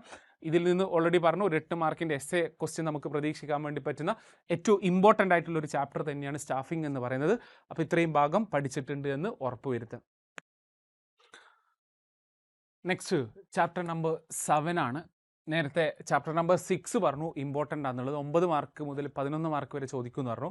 നെക്സ്റ്റ് ചാപ്റ്റർ നമ്പർ 7ലേക്ക് വരുമ്പോൾ 11 മാർക്ക് മുതൽ ഒരു 14 മാർക്ക് വരെയുള്ള ചോദ്യം 100% ഈ ഒരു ചാപ്റ്ററിൽ നിന്ന് ചോദിക്കുന്നുള്ളതാണ്. അപ്പോൾ അത് ആ സമയത്ത് നമുക്ക് 100% ഒരു കാര്യം നമുക്ക് മനസ്സിലാക്കാം, ഒരു 8 മാർക്കിൻ്റെ എസ്സേ ക്വസ്റ്റ്യൻ എന്ന് പറയുന്നത് ഈ ചാപ്റ്ററിൽ നിന്നായിരിക്കും. റെഡി. ഈ ഒരു ചാപ്റ്റർ നോക്കുമ്പോൾ ആദ്യം തന്നെ നമ്മൾ നോക്കേണ്ടത് പ്രിൻസിപ്പിൾസ് ഓഫ് ഡയറക്റ്റിംഗ് ആണ് ആദ്യമായിട്ട് ഈ ഒരു ഭാഗത്ത് നിന്ന് വരുന്നത്. പ്രിൻസിപ്പിൾസ് ഓഫ് ഡയറക്റ്റിംഗ് എന്ന് പറഞ്ഞാൽ ഡയറക്റ്റിംഗ് യാഥാർത്ഥ്യമാവണമെങ്കിൽ അവിടെ എങ്ങനെയായിരിക്കണം എന്നുള്ളതാണ്. അപ്പോൾ അങ്ങനത്തെ അതുമായിട്ട് ബന്ധപ്പെട്ട റൂൾസിനെയാണ് നമ്മൾ എന്തെന്ന് പറയുക, പ്രിൻസിപ്പിൾസ് ഓഫ് ഡയറക്റ്റിംഗ് എന്ന് പറയുക. അപ്പോൾ അതിൽ ഒന്ന് മാക്സിമം ഇൻഡിവിജ്വൽ കോൺട്രിബ്യൂഷൻ ഉണ്ടായിരിക്കണം. നെക്സ്റ്റ് ഹാർമണി ഓഫ് ഒബ്ജക്റ്റീവ്സ് അവിടെ നടപ്പിലാക്കണം, യൂണിറ്റി ഓഫ് കമാൻഡ് ഉണ്ടാവണം എന്നുള്ള രീതിയിലുള്ള ഏതെങ്കിലും ഒരു 3 അല്ലെങ്കിൽ 4 പോയിന്റ്സ് വരെ നിർബന്ധമായിട്ട് ഈ ഒരു ഭാഗത്തുനിന്ന് നോക്കി വെക്കുക എന്നുള്ളതാണ് ഒന്നാമതായിട്ട് ചെയ്യേണ്ടത്. നെക്സ്റ്റ് ഈ ഡയറക്റ്റിംഗ് സാധ്യമാവണമെങ്കിൽ ഈ 4 കാര്യങ്ങൾ കൂടണം. അതിലൊന്നാമത്തേത് സൂപ്പർവിഷനാണ്, രണ്ടാമത്തേത് മോട്ടിവേഷനാണ്, മൂന്നാമത്തേത് ലീഡർഷിപ്പാണ്, നാലാമത്തേത് കമ്മ്യൂണിക്കേഷനാണ്. ഇതിനെയാണ് എലമെൻറ്റ്സ് ഓഫ് ഡയറക്റ്റിംഗ് എന്ന് പറയുക. അപ്പോൾ ഡയറക്റ്റിംഗ് പൂർണ്ണമാവണമെങ്കിൽ ഇത്രയും കാര്യങ്ങൾ നിർബന്ധമായിട്ട് അവിടെ നടന്നിരിക്കണം. അപ്പോൾ അതിൽ ഈ എലമെൻറ്റ്സ് ഓഫ് ഡയറക്റ്റിംഗ് എന്താണെന്നുള്ളത് 4 മാർക്ക് വരെ ചോദിക്കാറുണ്ട്. അപ്പോൾ ആ ലെവലിലും 1 by 1 ആയിട്ട് എന്താണെന്നുള്ളത് നോക്കണം. നെക്സ്റ്റ് 1 by 1 ആയിട്ട് ഓരോരോ പോയിന്റ്സ് എന്താണെന്നുള്ളത്. ഈ സൂപ്പർവിഷൻ എന്ന് പറഞ്ഞാൽ ആ ടൈമിനെ നമുക്ക് രണ്ടാമത് സൂപ്പർവിഷൻ, അതായത് എബോ വിഷൻ, കൃത്യമായിട്ട് കാര്യങ്ങൾ നടക്കുന്നുണ്ടോ എന്ന് നോക്കി നടത്തുന്നതിനാണ് നമ്മൾ സൂപ്പർവിഷൻ എന്ന് പറയാം. നെക്സ്റ്റ് ഈ ഭാഗത്ത് നിന്ന് പലപ്പോഴും ചോദിക്കുന്നത് ഇമ്പോർട്ടൻസ് ഓഫ് സൂപ്പർവിഷൻ ആണ്. സൂപ്പർവിഷൻ നടപ്പിലാക്കി കഴിഞ്ഞാൽ അതിൻ്റെ ഒരു പ്രാധാന്യത്തെക്കുറിച്ചാണ് ഈ ഒരു ഭാഗത്ത് നിന്നുള്ളത്. ഈ ഒരു ഭാഗം നോക്കി വെക്കുക. നെക്സ്റ്റ് മോട്ടിവേഷൻ ആണ്. ഈ മോട്ടിവേഷനായിട്ട് ബന്ധപ്പെട്ടിട്ട് പലപ്പോഴും ചോദിക്കുന്നത് പിന്നെ നീഡ് ഹൈറാർക്കി തിയറിയാണ്. എബ്രഹാം മാസ്ലോയുടെ നീഡ് ഹൈറാർക്കി തിയറിയാണ്. ഇത് നിർബന്ധമായിട്ട് ഈ ഒരു ചാപ്റ്ററിൽ ഏറ്റവും ഇമ്പോർട്ടൻ്റ് എന്ന് പറയുന്നത് ഒന്ന് ഇത് തന്നെയാണ്. കാരണം ഏറ്റവും കൂടുതൽ തവണ എസ്സേ ചോദിക്കുന്ന ഇതായിരിക്കും. ഈ കഴിഞ്ഞ ക്രിസ്മസ് എക്സാമിന് വരെ നിങ്ങൾ കണ്ടിട്ടുണ്ടാവും ഈ നീഡ് ഹൈറാർക്കി തിയറിയായിട്ട് ബന്ധപ്പെട്ട ക്വസ്റ്റ്യൻ പലപ്പോഴും ചോദിക്കുന്നതാണ്. അപ്പോൾ നീഡ് ഹൈറാർക്കി തിയറിയായിട്ട് ബന്ധപ്പെട്ട് പഠിക്കുന്ന സമയത്ത് നീഡിനെ നമ്മൾ ആ ഒരു കൃത്യമായിട്ട് 5, അതായത് ബേസിക് സൈക്കോളജിക് നീഡ് എന്നുള്ള രീതിയിൽ നോക്കിയിട്ട് ആ ഒരു കാര്യം നോക്കുക. നെക്സ്റ്റ് അതിനെങ്ങനെ നമുക്ക് പിന്നെ ഓർഗനൈസേഷണൽ കണക്ട് ചെയ്തുകൊണ്ട് ഈ ഓരോരോ നീഡ് സാറ്റിസ്ഫൈ ചെയ്യാൻ വേണ്ടിയിട്ട് നമുക്ക് എന്തൊക്കെയാണ് അവർക്ക് കൊടുക്കാൻ വേണ്ടി പറ്റുക എന്നുള്ള രീതിയിൽ ഒരു ചാർട്ട് വരച്ചിട്ടുണ്ടാവും. ആ ചാർട്ടിനെ കൃത്യമായിട്ട് മനസ്സിലാക്കുക. ആ ലെവലിൽ നമുക്ക് എക്സ്പ്ലെയിൻ ചെയ്യാൻ വേണ്ടി പറയണം. ഇനി ഏതെങ്കിലും ഒന്ന് ചോദിച്ചിട്ട് 2 or 3 കാര്യങ്ങൾ ചോദിച്ചിട്ട് അതുമായിട്ട് ബന്ധപ്പെട്ട ഈ കഴിഞ്ഞ എക്സാമിൽ നിങ്ങൾ കണ്ടിട്ടില്ലേ, മാച്ച് ദ ഫോളോയിങ്, ഇപ്പുറം നീഡ് പറയും, അപ്പുറം ആ എക്സാമ്പിൾസ് പറയും, എന്നിട്ട് ഇതിനെ രണ്ടും അങ്ങോട്ടും ഇങ്ങോട്ടും കണക്ട് ചെയ്യാൻ വേണ്ടിയിട്ടൊക്കെ ചോദിക്കാറുണ്ട്. അപ്പോൾ ആ ലെവലിൽ ചോദിച്ചാൽ നമുക്ക് പിന്നെ ഇവിടെ എഴുതാൻ വേണ്ടിയിട്ട് പറ്റണം. നെക്സ്റ്റ് മോട്ടിവേഷൻ പറയുന്ന സമയത്ത് അടുത്തൊരു കാര്യമാണ് മോട്ടിവേഷൻ്റെ തിയറി ഇമ്പോർട്ടൻസ് ആണെന്ന് പറയും. നെക്സ്റ്റ് വൺ ഇൻസെൻറ്റീവ്സ് ആണ്. അതായത് ആൾക്കാരെ മോട്ടിവേറ്റ് ചെയ്യാൻ വേണ്ടിയിട്ട് പ്രധാനമായിട്ട് ഉപയോഗിക്കുന്നത് ഇൻസെൻറ്റീവ്സ് ആണല്ലോ. ഈ ഇൻസെൻറ്റീവ്സിനെ ഫിനാൻഷ്യൽ, നോൺ ഫിനാൻഷ്യൽ എന്നുള്ള രീതിയിൽ തരംതിരിച്ചിട്ടുണ്ട്. ഫിനാൻഷ്യൽ, നോൺ ഫിനാൻഷ്യൽ എന്നുള്ള രീതിയിൽ. അപ്പോൾ വിദ്യാർത്ഥികൾ നോക്കേണ്ടത് ഇൻസെൻറ്റീവ്സ് എന്ന് പറഞ്ഞാൽ പിന്നെ മോട്ടിവേഷൻ എലമെൻറ്റിൽ നമ്മൾ നിർബന്ധമായിട്ട് കൊടുക്കുന്നൊരു സാധനമാണ്. അങ്ങനെയാണ് എംപ്ലോയീസിനെ കൂടുതൽ മോട്ടിവേറ്റ് ചെയ്യാൻ വേണ്ടി പറ്റുക. അപ്പോൾ ഫിനാൻഷ്യലായിട്ട് കുറേ കാര്യങ്ങൾ കൊടുക്കുന്നത്, അതാണ് അവരുടെ ശമ്പളം, അതേപോലെ തന്നെ ബോണസ്, പ്രോഫിറ്റ് ഷെയറിങ് എന്നുള്ള രീതിയിൽ കുറേ ഫിനാൻഷ്യലായിട്ടുള്ള ഇൻസെൻറ്റീവ്സ് കൊടുക്കുന്നുണ്ട്. നെക്സ്റ്റ് വൺ നോൺ ഫിനാൻഷ്യൽ, അത് അവർക്ക് status, organisation, climate, career development എന്നൊക്കെ പറയുന്ന കുറേ പോയിൻറ്റ്സ് അവിടെയും വരുന്നുണ്ട്. അപ്പോൾ ഈ കാര്യങ്ങൾ, അതായത് ഫിനാൻഷ്യലിന് എക്സാമ്പിൾസ് നോക്കി വെക്കുക. അതേപോലെ തന്നെ എഗെയിൻ നോൺ ഫിനാൻഷ്യലിലും നിർബന്ധമായിട്ട് എക്സാമ്പിൾസ് നമ്മൾ പഠിച്ചിട്ടുണ്ടാവണം ഈ ഒരു ഭാഗത്തിൽ നിന്ന്. അപ്പോൾ ഈ ഒരു ഭാഗത്തു നിന്ന് ഒരു 4 മാർക്ക് വരെ നമുക്ക് ഈ ഭാഗത്തു നിന്ന് പലപ്പോഴും ചോദിക്കുന്നതായിട്ട് കാണാം. അപ്പോൾ അത് നടത്തിയിട്ടുണ്ടെന്ന് ഉറപ്പ് വരുത്തുക. നെക്സ്റ്റ് വൺ ലീഡർഷിപ്പാണ്. അതായത് ലീഡർഷിപ്പിൻ്റെ ഒരു മീനിങ് നിർബന്ധമായിട്ട് പഠിച്ചു വെക്കണം. ഇൻഫ്ലുവൻസ് ദി അതേഴ്സ് ആണ്. മറ്റുള്ളവരെ സ്വാധീനിക്കാൻ പറ്റുന്നതിനാണ് നമ്മൾ ലീഡർഷിപ്പ് എന്ന് പറയാം. ഏറ്റവും സിമ്പിളായിട്ട് അതിൻ്റെ പല ഡെഫിനിഷൻസൊക്കെ അവിടെ ഉണ്ട്. ഡെഫിനിഷൻസും നിങ്ങൾക്ക് നോക്കി വെക്കാൻ വേണ്ടി പറ്റുന്നതാണ്. ഈ ഭാഗത്ത് നിന്ന് ഏറ്റവും കൂടുതൽ ചോദിച്ചിട്ടുള്ളത് ലീഡർഷിപ്പ് സ്റ്റൈലാണ്. നമുക്കറിയാം പിന്നെ ഓട്ടോക്രാറ്റിക് ഉണ്ട്, ഡെമോക്രാറ്റിക് ഉണ്ട്, ലൈസൻസ് ഫ്രീ എന്നുള്ള രീതി. ഡെമോക്രാറ്റിക് എന്ന് പറഞ്ഞാൽ എല്ലാവരും പിന്നെ മറ്റുള്ളവരുടെ അഭിപ്രായം കൂടെ ചോദിച്ചതിന് ശേഷം തീരുമാനം എടുക്കുന്നതിനാണ് ഡെമോക്രാറ്റിക് എന്ന് പറയുക. ഓട്ടോക്രാറ്റിക് എന്ന് പറഞ്ഞാൽ എല്ലാ തീരുമാനവും ഒരാളിൽ നിന്ന് മാത്രം വരിക. ലൈസൻസ് ഫെയർ എന്ന് പറഞ്ഞാൽ പിന്നെ സബോർഡിനേറ്റ്സിനെ വിശ്വസിച്ചുകൊണ്ട് അവരുടെ കാര്യങ്ങളൊക്കെ തീരുമാനിക്കാനുള്ള പവർ അവർക്ക് തന്നെ കൊടുക്കുന്നതിനാണ് നമ്മൾ ലൈസൻസ് ഫെയർ എന്നൊക്കെ പറയാം. അപ്പോൾ ഈ ഒരു ഭാഗത്ത് നിന്ന് ആ ഒരു ക്വസ്റ്റ്യൻസ് കൂടെ ഉണ്ടാവാറുണ്ട്. നെക്സ്റ്റ് കമ്മ്യൂണിക്കേഷൻ ആണ്. Flow of information from one two another എന്നുള്ളതാണ്. ഈ ഭാഗത്തു നിന്ന് പലപ്പോഴും കഴിഞ്ഞ വർഷങ്ങളിലെല്ലാം ചോദിച്ച് കണ്ടിട്ടുള്ള ഒരു ചോദ്യം എന്താണെന്ന് ചോദിച്ചാൽ ഈ കമ്മ്യൂണിക്കേഷൻ്റെ ഫ്ലോനെ കാണിക്കുന്ന ഒരു ചാർട്ടുണ്ട്. അതായത് സെൻഡർ റിസീവറിലേക്ക് മെസ്സേജിന് അയക്കുന്ന സമയത്ത് ചെയ്യുന്നത് റെഡി. ആ ഒരു ചാർട്ട് കൂടെ നിർബന്ധമായിട്ട്, അതും ഈ കമ്മ്യൂണിക്കേഷൻ്റെ ഭാഗം ഇമ്പോർട്ടൻ്റ് ആണ്. ഒരു എസ്സേ ലെവലിൽ ചോദിക്കാൻ ചാൻസ് ഉള്ളൊരു ഭാഗമാണ് മോട്ടിവേഷൻ കഴിഞ്ഞ് കഴിഞ്ഞാൽ പിന്നെ കമ്മ്യൂണിക്കേഷൻ എന്ന് പറയുന്നത്. അപ്പോൾ ആ കമ്മ്യൂണിക്കേഷൻ്റെ ചാർട്ട് കൂടെ വരക്കാൻ വേണ്ടിയിട്ട് ശ്രമിക്കുക. സെൻഡർ ഒരു മീഡിയത്തിലൂടെ പിന്നെ ഒരു ഡാറ്റ ചെയ്തിട്ട് അയക്കുന്നതും അത് റിസീവറിലേക്ക് എത്തുന്നതും അതിൻ്റെ ഫീഡ്ബാക്ക് എന്നുള്ളൊരു ചാർട്ട് നിങ്ങൾ ഓർമ്മയുണ്ടാവും. ആ ഒരു ചാർട്ട് പിന്നെ വരക്കാൻ പറ്റുകയും അതിൻ്റെ ഓരോന്നിൻ്റെയും എക്സ്പ്ലെയിൻ ചെയ്യാൻ വേണ്ടിയിട്ട് നമുക്ക് പറ്റണം. നെക്സ്റ്റ് കമ്മ്യൂണിക്കേഷൻ ഫോർമലുണ്ട്, ഇൻഫോർമലുണ്ട്. അപ്പം ഫോർമൽ കമ്മ്യൂണിക്കേഷൻ എന്ന് പറഞ്ഞാൽ എന്താണെന്ന്, അതായത് ഒരു ഒഫീഷ്യലായിട്ടുള്ള പിന്നെ മൂവ്മെൻറ്റ്, ഇൻഫർമേഷൻ മൂവ് ചെയ്യുന്നതിനാണ് ഫോർമൽ എന്ന് പറയുക. ഇൻഫോർമൽ എന്ന് പറഞ്ഞാൽ നമ്മൾ ഫ്രണ്ട്ഷിപ്പ് ബേസിലായിട്ട് ചെയ്യുന്നതിനാണ് ഇൻഫോർമൽ എന്ന് പറയാം. നെക്സ്റ്റ് ഈ ഒരു ഡിഫറൻസ് കൂടെ നിർബന്ധമായിട്ട് ഈ ഒരു ഭാഗത്ത് നിന്ന് പഠിച്ചിട്ടുണ്ട് എന്ന് ഉറപ്പ് വരുത്തണം. നെക്സ്റ്റ് വൺ കമ്മ്യൂണിക്കേഷൻ നെറ്റ്വർക്ക് പല രീതിയിൽ നമ്മൾ അവിടെ ചാർട്ട് വരച്ചുകൊണ്ട് പറഞ്ഞിട്ടുണ്ട്. കമ്മ്യൂണിക്കേഷൻ്റെ പിന്നെ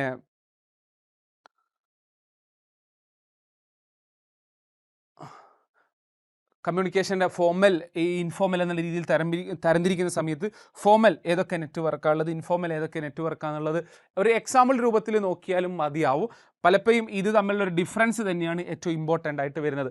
നെക്സ്റ്റ് കമ്മ്യൂണിക്കേഷൻ നടത്തുന്ന സമയത്ത് പ്രധാനമായിട്ട് ഒരുപാട് വെല്ലുവിളികൾ നമ്മൾ നേരിടാറുണ്ട്. അതിനെയാണ് ബാരിയേഴ്സ് ഓഫ് കമ്മ്യൂണിക്കേഷൻ എന്ന് പറയുക.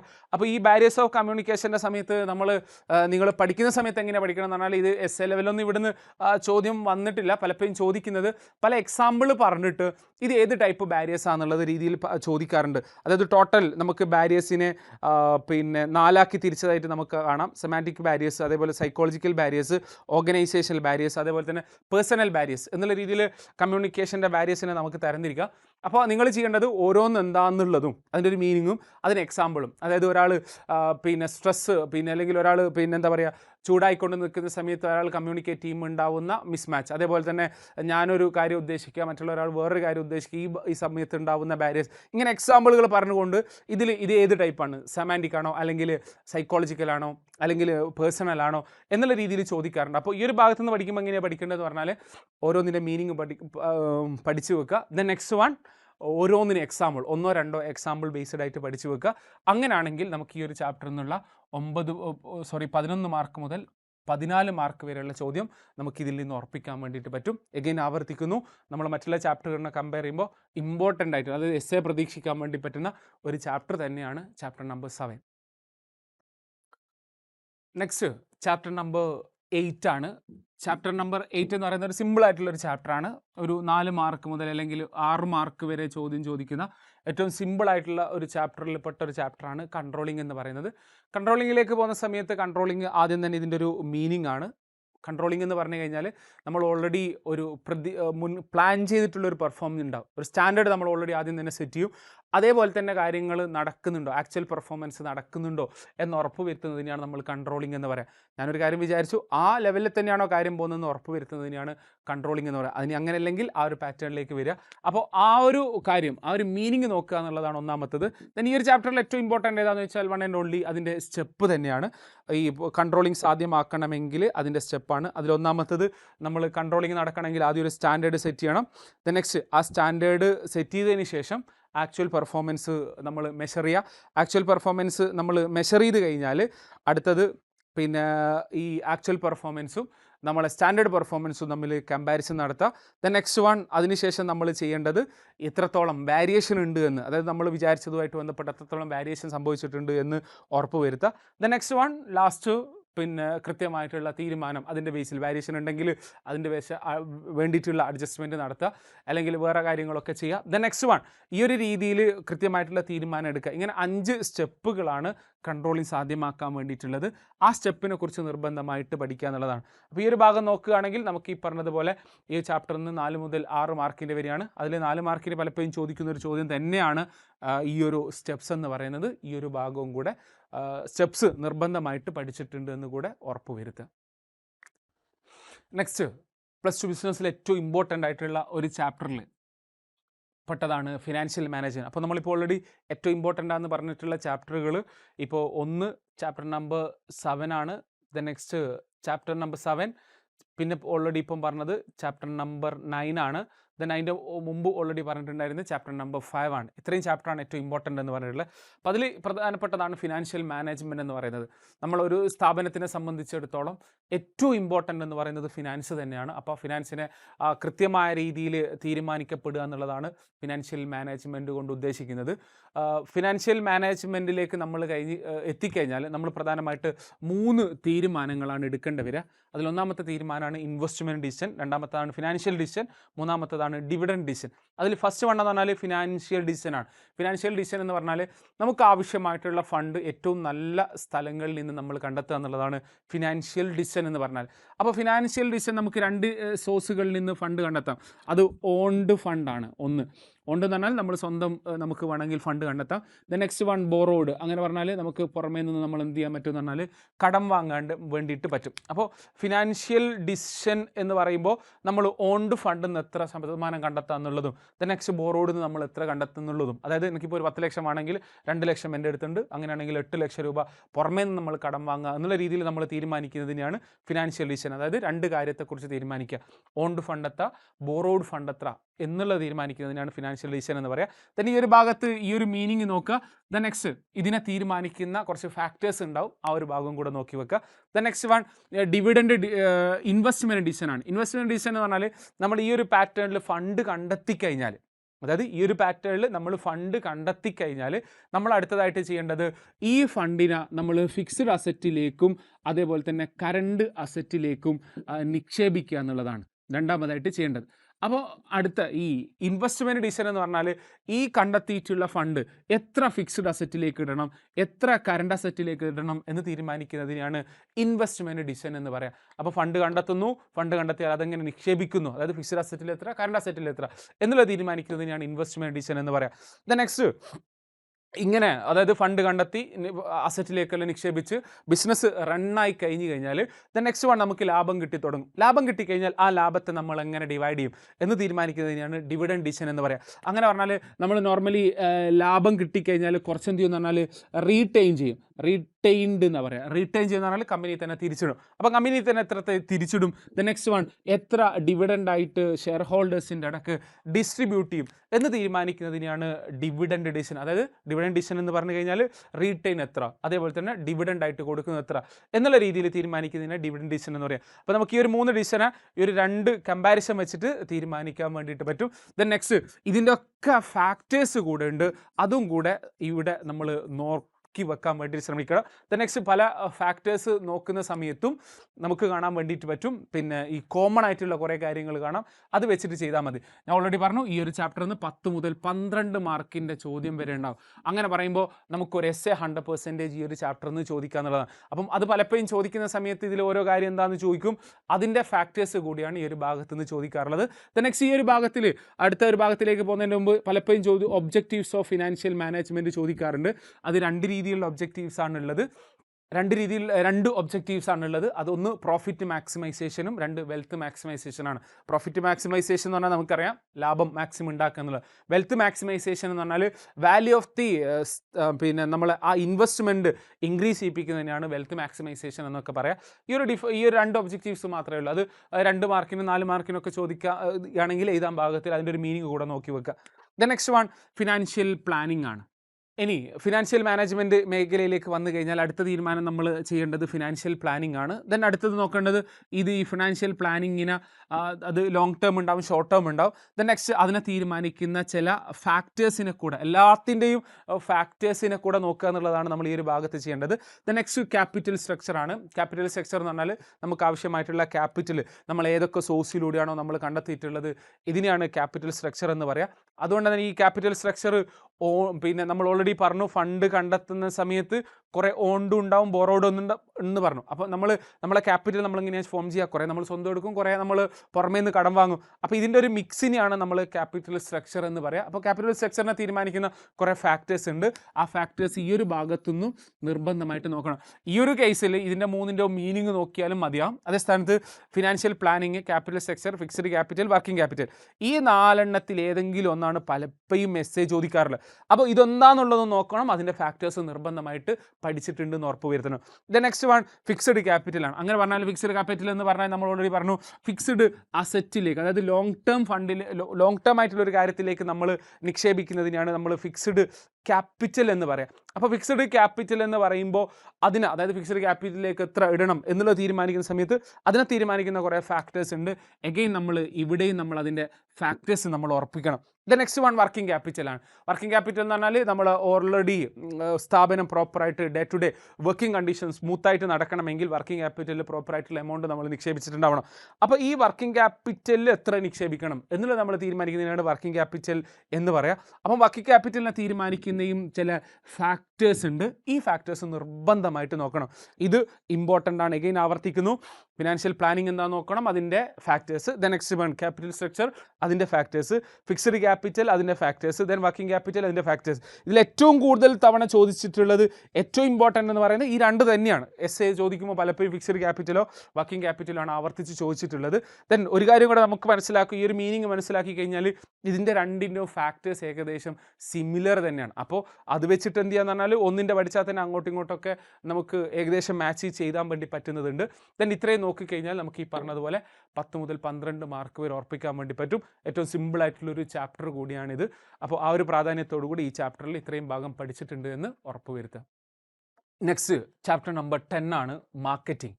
മാർക്കറ്റിംഗ് എന്ന് പറയുമ്പോൾ ഏറ്റവും ഇമ്പോർട്ടൻ്റ്, അതായത് ഏറ്റവും കൂടുതൽ മാർക്കിൻ്റെ ചോദ്യം ഉണ്ടാകുന്ന ഏറ്റവും വലിയ ഏരിയയും വരുന്നത് ഈ മാർക്കറ്റിംഗ് എന്ന് പറയുന്ന ചാപ്റ്ററാണ്. ഈ ഒരു ചാപ്റ്ററിൽ നിന്ന് 12 മുതൽ 14 അല്ലെങ്കിൽ 16 മാർക്കിൻ്റെ വരെ ചോദ്യം പല തവണ ആവർത്തിച്ച് ചോദിക്കാറുണ്ട് എന്നുള്ളതാണ്. ദെൻ ആദ്യം തന്നെ മാർക്കറ്റിംഗ് എന്ന് പറയുന്ന ടേമിനെ നമ്മൾ മനസ്സിലാക്കുക എന്നുള്ളതാണ്. മാർക്കറ്റിംഗ് രണ്ടും കൺഫ്യൂഷൻ ആവുന്ന ഒരു ടേം കൂടിയാണ്. പല ആൾക്കാരും അങ്ങോട്ടും ഇങ്ങോട്ടും മാറി മാറി പറയുന്നത് കാണാം. മാർക്കറ്റ് എന്ന് പറഞ്ഞാൽ ഒരു സ്ഥലമാണ്. മാർക്കറ്റിംഗ് എന്ന് പറഞ്ഞാൽ ഈ മാർക്കറ്റിൽ നടക്കുന്ന മൊത്തം പ്രോസസ്സ്, ഒരു പ്രൊഡക്റ്റ് നമ്മൾ ആലോചിച്ചത് മുതൽ അതിനൊരു പ്രൊഡക്റ്റാക്കി മാർക്കറ്റിൽ എത്തിച്ച് അത് കൺസ്യൂമറിലേക്ക് എത്തി അതിനെ ഫോളോ ചെയ്യുന്നത് വരെയുള്ള ടോട്ടാലിറ്റിക്കാണ് നമ്മൾ എന്തെന്ന് പറയുക, മാർക്കറ്റിംഗ് എന്ന് പറയാം. അപ്പോൾ ഈ ഒരു ചാപ്റ്ററിൽ ഏറ്റവും കൂടുതൽ ഏറ്റവും ഇമ്പോർട്ടൻ്റ് ആയിട്ട് എസ്സേ വരെ ചോദിക്കുന്ന ഒരു ചോദ്യമാണ് ഫങ്ഷൻസ് ഓഫ് മാർക്കറ്റിംഗ് എന്ന് പറയുന്നത്. ഇത് നിർബന്ധമായിട്ട് പഠിച്ചിട്ടുണ്ടാവണം. ഫങ്ഷൻസ് ഓഫ് മാർക്കറ്റിംഗ് എന്ന് പറഞ്ഞാൽ ഒരു പ്രൊഡക്റ്റ് ഐഡൻറ്റിഫൈ ചെയ്യുന്നു, അതിനുശേഷം ഉണ്ടാവുന്ന മൊത്തം കാര്യങ്ങളെക്കുറിച്ചിട്ട് പറയുന്നതിനെയാണ് നമ്മൾ ഫങ്ഷൻസ് ഓഫ് മാർക്കറ്റിംഗ് എന്ന് പറയുക. പിന്നെ മാർക്കറ്റ് പ്ലാൻ അതിൽ വരുന്നതാണ്. Product designing, standardisation, packaging, branding എന്നൊക്കെ പറയുന്ന ടോട്ടാലിറ്റിക്ക് പറയുന്ന പേരാണ് നമ്മൾ മാർക്കറ്റ്. അപ്പോൾ മാർക്കറ്റിംഗ് സിമിലർ ആവണമെങ്കിൽ നമ്മൾ എന്ത് ഐഡൻറ്റിഫൈ ചെയ്താൽ മതി? ഈ ഫങ്ഷൻസ് ഓഫ് മാർക്കറ്റിംഗ് നമ്മൾ ഐഡൻറ്റിഫൈ ചെയ്താൽ മതി. ഈ ഫങ്ഷൻസ് ഓഫ് മാർക്കറ്റിങ്ങിൽ ഏറ്റവും ഇമ്പോർട്ടൻ്റ് ആയിട്ട് വരുന്നത് 4 കാര്യമാണ്. ആ 4 കാര്യം എന്ന് പറയുന്നതിന് നമ്മൾ 4 Ps എന്ന് പറയാറുണ്ട്, അല്ലെങ്കിൽ അതിനെ തന്നെ വിളിക്കുന്ന വേറൊരു പേരാണ് മാർക്കറ്റിംഗ് മിക്സ് എന്ന് പറയുന്നത്. ഈ 4 എണ്ണത്തിനെ കുറിച്ച് നല്ല ധാരണ നമുക്കുണ്ടായിരിക്കണം. ഈ 4 Ps എന്താ? ഒന്നാമത്തെ P എന്ന് പറയുന്നത് ആ പ്രൊഡക്റ്റാണ്. രണ്ടാമത്തെ P എന്ന് പറയുന്നത് അതിൻ്റെ പ്രൈസാണ്. മൂന്നാമത്തെ P എന്ന് പറയുന്നത് പ്ലേസ് ആണ്. നാലാമത്തെ P എന്ന് പറയുന്നത് പ്രൊമോഷനാണ്. ഈ 4 കാര്യമാണ് മാർക്കറ്റിൽ ഏറ്റവും ഇമ്പോർട്ടൻ്റ്. അപ്പോൾ അതിനാണ് നമ്മൾ മാർക്കറ്റിംഗ് മിക്സ് എന്ന് പറയുക.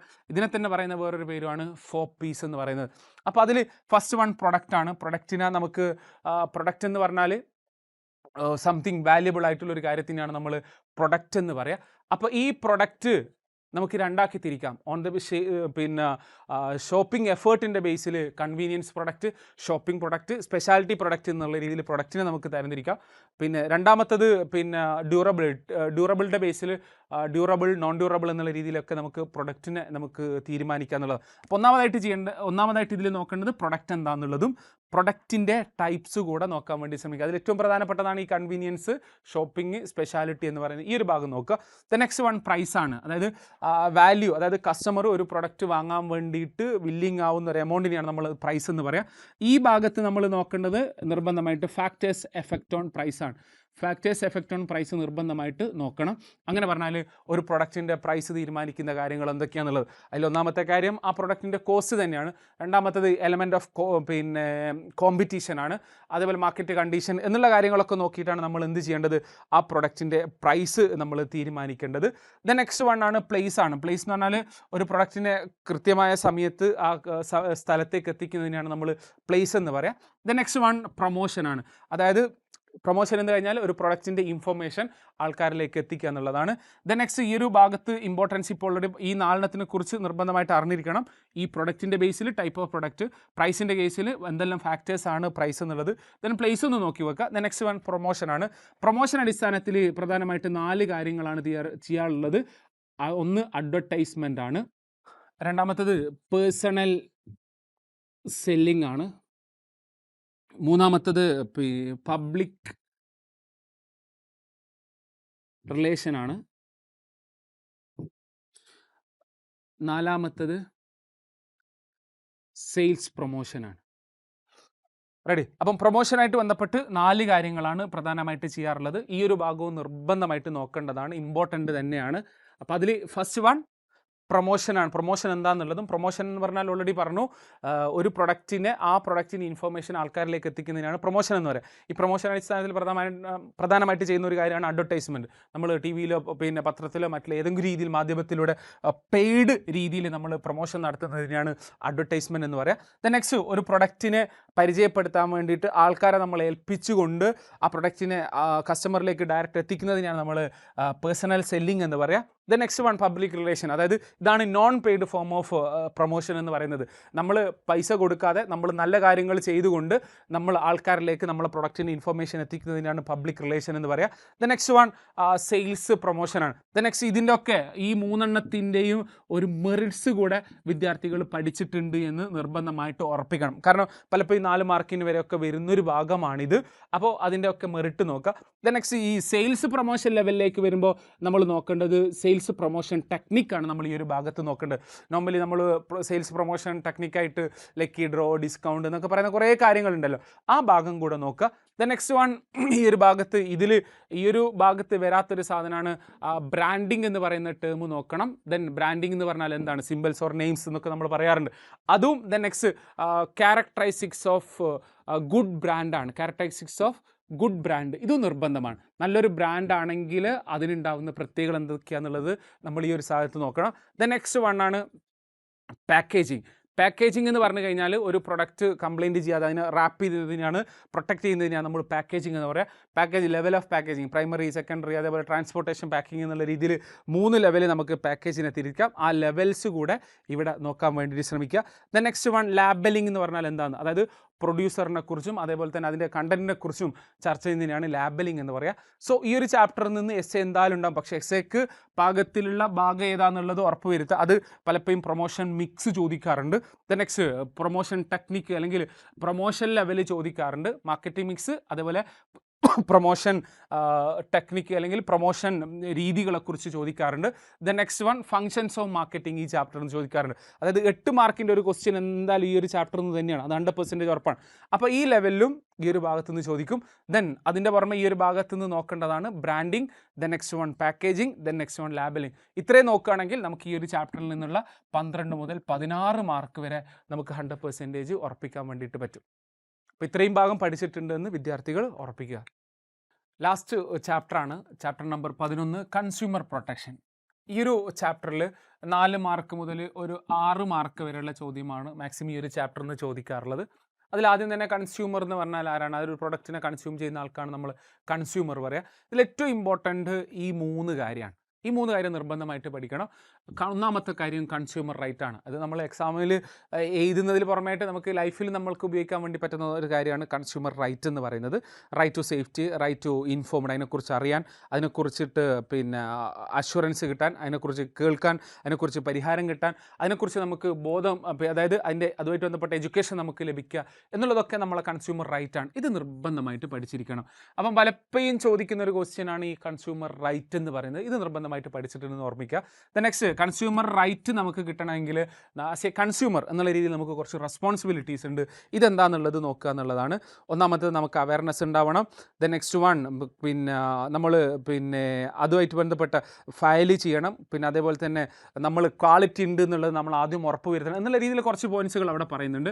ഇതൊക്കെ ഒരു 4 റൈറ്റ്, അതേപോലെ തന്നെ ഒരു 4 റെസ്പോൺസിബിലിറ്റി. കാരണം ഈ ഒരു ചാപ്റ്റർ ഞാൻ ഓൾറെഡി പറഞ്ഞല്ലോ, ഒരു 4 മുതൽ 6 മാർക്കിന് വരെ ചോദ്യമാണ് ഉണ്ടാവുക. അപ്പോൾ ഈ ഒരു പോയിന്റ് പഠിച്ചിട്ടുണ്ടെന്ന് എന്നുള്ളത് ഉറപ്പിക്കുക.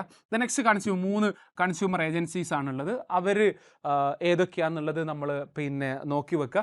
എത്ര രൂപ വരെയുള്ള കംപ്ലൈൻ്റ് ആണ് ഇവർ ഡീൽ ചെയ്യുക എന്നുള്ളതും മറ്റുള്ള കാര്യങ്ങളും. ഇതിന് പുറമെയുള്ള കുറേ ഏജൻസികളുണ്ട്, ഇപ്പോൾ കോമൺ ആയിട്ടുള്ള ഒരുപാട് ഏജൻസികൾ. ആ ഏജൻസികളെല്ലാം ഒന്ന് ഫെമിലിയർ ആകുക. പലപ്പോഴും അതിൽ ഷോർട്ട് ഫോം ചോദിച്ചിട്ട് അതിൻ്റെ ഫുൾ ഫോമൊക്കെ ചോദിക്കാറുണ്ട്. അങ്ങനെയൊക്കെ ചോദിക്കുന്ന സമയത്ത് പിന്നെ നമുക്ക് എന്ത് ചെയ്യാൻ പറ്റണം എന്ന് പറഞ്ഞാൽ ആൻസർ ചെയ്യാൻ വേണ്ടി പറ്റണം. അപ്പോൾ ഇത്രയാണ് നമ്മുടെ +2ൻ്റെ ബിസിനസ് സ്റ്റഡീസ് എന്ന് പറയുന്നത്. സിമ്പിളായിട്ടുള്ള നമ്മൾക്ക് കോമൺ ആയിട്ട് പരിചയമുള്ള ഭാഗം തന്നെയാണ്. അപ്പോൾ വിദ്യാർത്ഥികൾ പഠിക്കുന്ന സമയത്ത് ഒരു കാര്യം കൂടെ പ്രത്യേകം ശ്രദ്ധിക്കണം. മാർക്ക് അടിസ്ഥാനത്തിൽ ബിസിനസ്സിൽ മാർക്ക് കുറക്കുന്നൊരു കാര്യം അവർക്ക് പോയിൻറ്റ്സ് ഒക്കെ അറിയായിരിക്കും, പക്ഷേ മാർക്ക് അടിസ്ഥാനത്തിൽ എഴുതാൻ പറ്റാത്തൊരു പ്രശ്നമുണ്ട്. അപ്പോൾ നമ്മൾ ഈ ഒരു ഇത്രയും ഭാഗം കേട്ട വിദ്യാർത്ഥികൾ ഇനി ചെയ്യേണ്ടത് ഇത്രയും ഭാഗം പഠിച്ചിട്ടുണ്ട് എന്ന് ഉറപ്പ് വരുത്തി. ഞാൻ പല ഭാഗങ്ങൾ പറയുന്ന സമയത്ത് അതിൻ്റെ മാർക്ക് കൂടെ പറഞ്ഞിട്ടുണ്ട്. അപ്പോൾ നിങ്ങൾ ആ ഒരു മാർക്ക് അടിസ്ഥാനത്തിൽ എഴുതാൻ വേണ്ടി പറ്റുന്നുണ്ട് എന്നുള്ളത് കൂടെ ഉറപ്പ് വരുത്തുക. അപ്പോൾ എഴുതാൻ വേണ്ടി പറ്റുന്നില്ലെങ്കിൽ അവർ കൂടുതലായിട്ട് നമ്മളെ ടെക്സ്റ്റ് ബുക്കും നോട്ട് ബുക്കൊക്കെ റെഫർ ചെയ്തിട്ട് നല്ലോണം എക്സ്പ്ലനേഷൻ എഴുതാൻ ഭാഗത്തിലേക്ക് എഴുതാൻ വേണ്ടി ശ്രമിക്കുക. ദെൻ പേപ്പർ നല്ല നീറ്റിൽ എഴുതാൻ വേണ്ടിയിട്ട് ശ്രമിക്കുക. എന്നിട്ട് നമ്മൾ 80 മാർക്കിൽ 80 മാർക്ക് തന്നെ, ഫുൾ മാർക്ക് തന്നെ നേടാൻ വേണ്ടിയിട്ട് ഉള്ള പരിശ്രമം നടത്തുക. അങ്ങനെ ഫുൾ മാർക്ക് നേടാൻ വേണ്ടിയിട്ട് എല്ലാവർക്കും പറ്റട്ടെ എന്ന് ആത്മാർത്ഥമായിട്ട് ഞാനും പ്രാർത്ഥിക്കുന്നു. കേട്ടതിന് നന്ദി.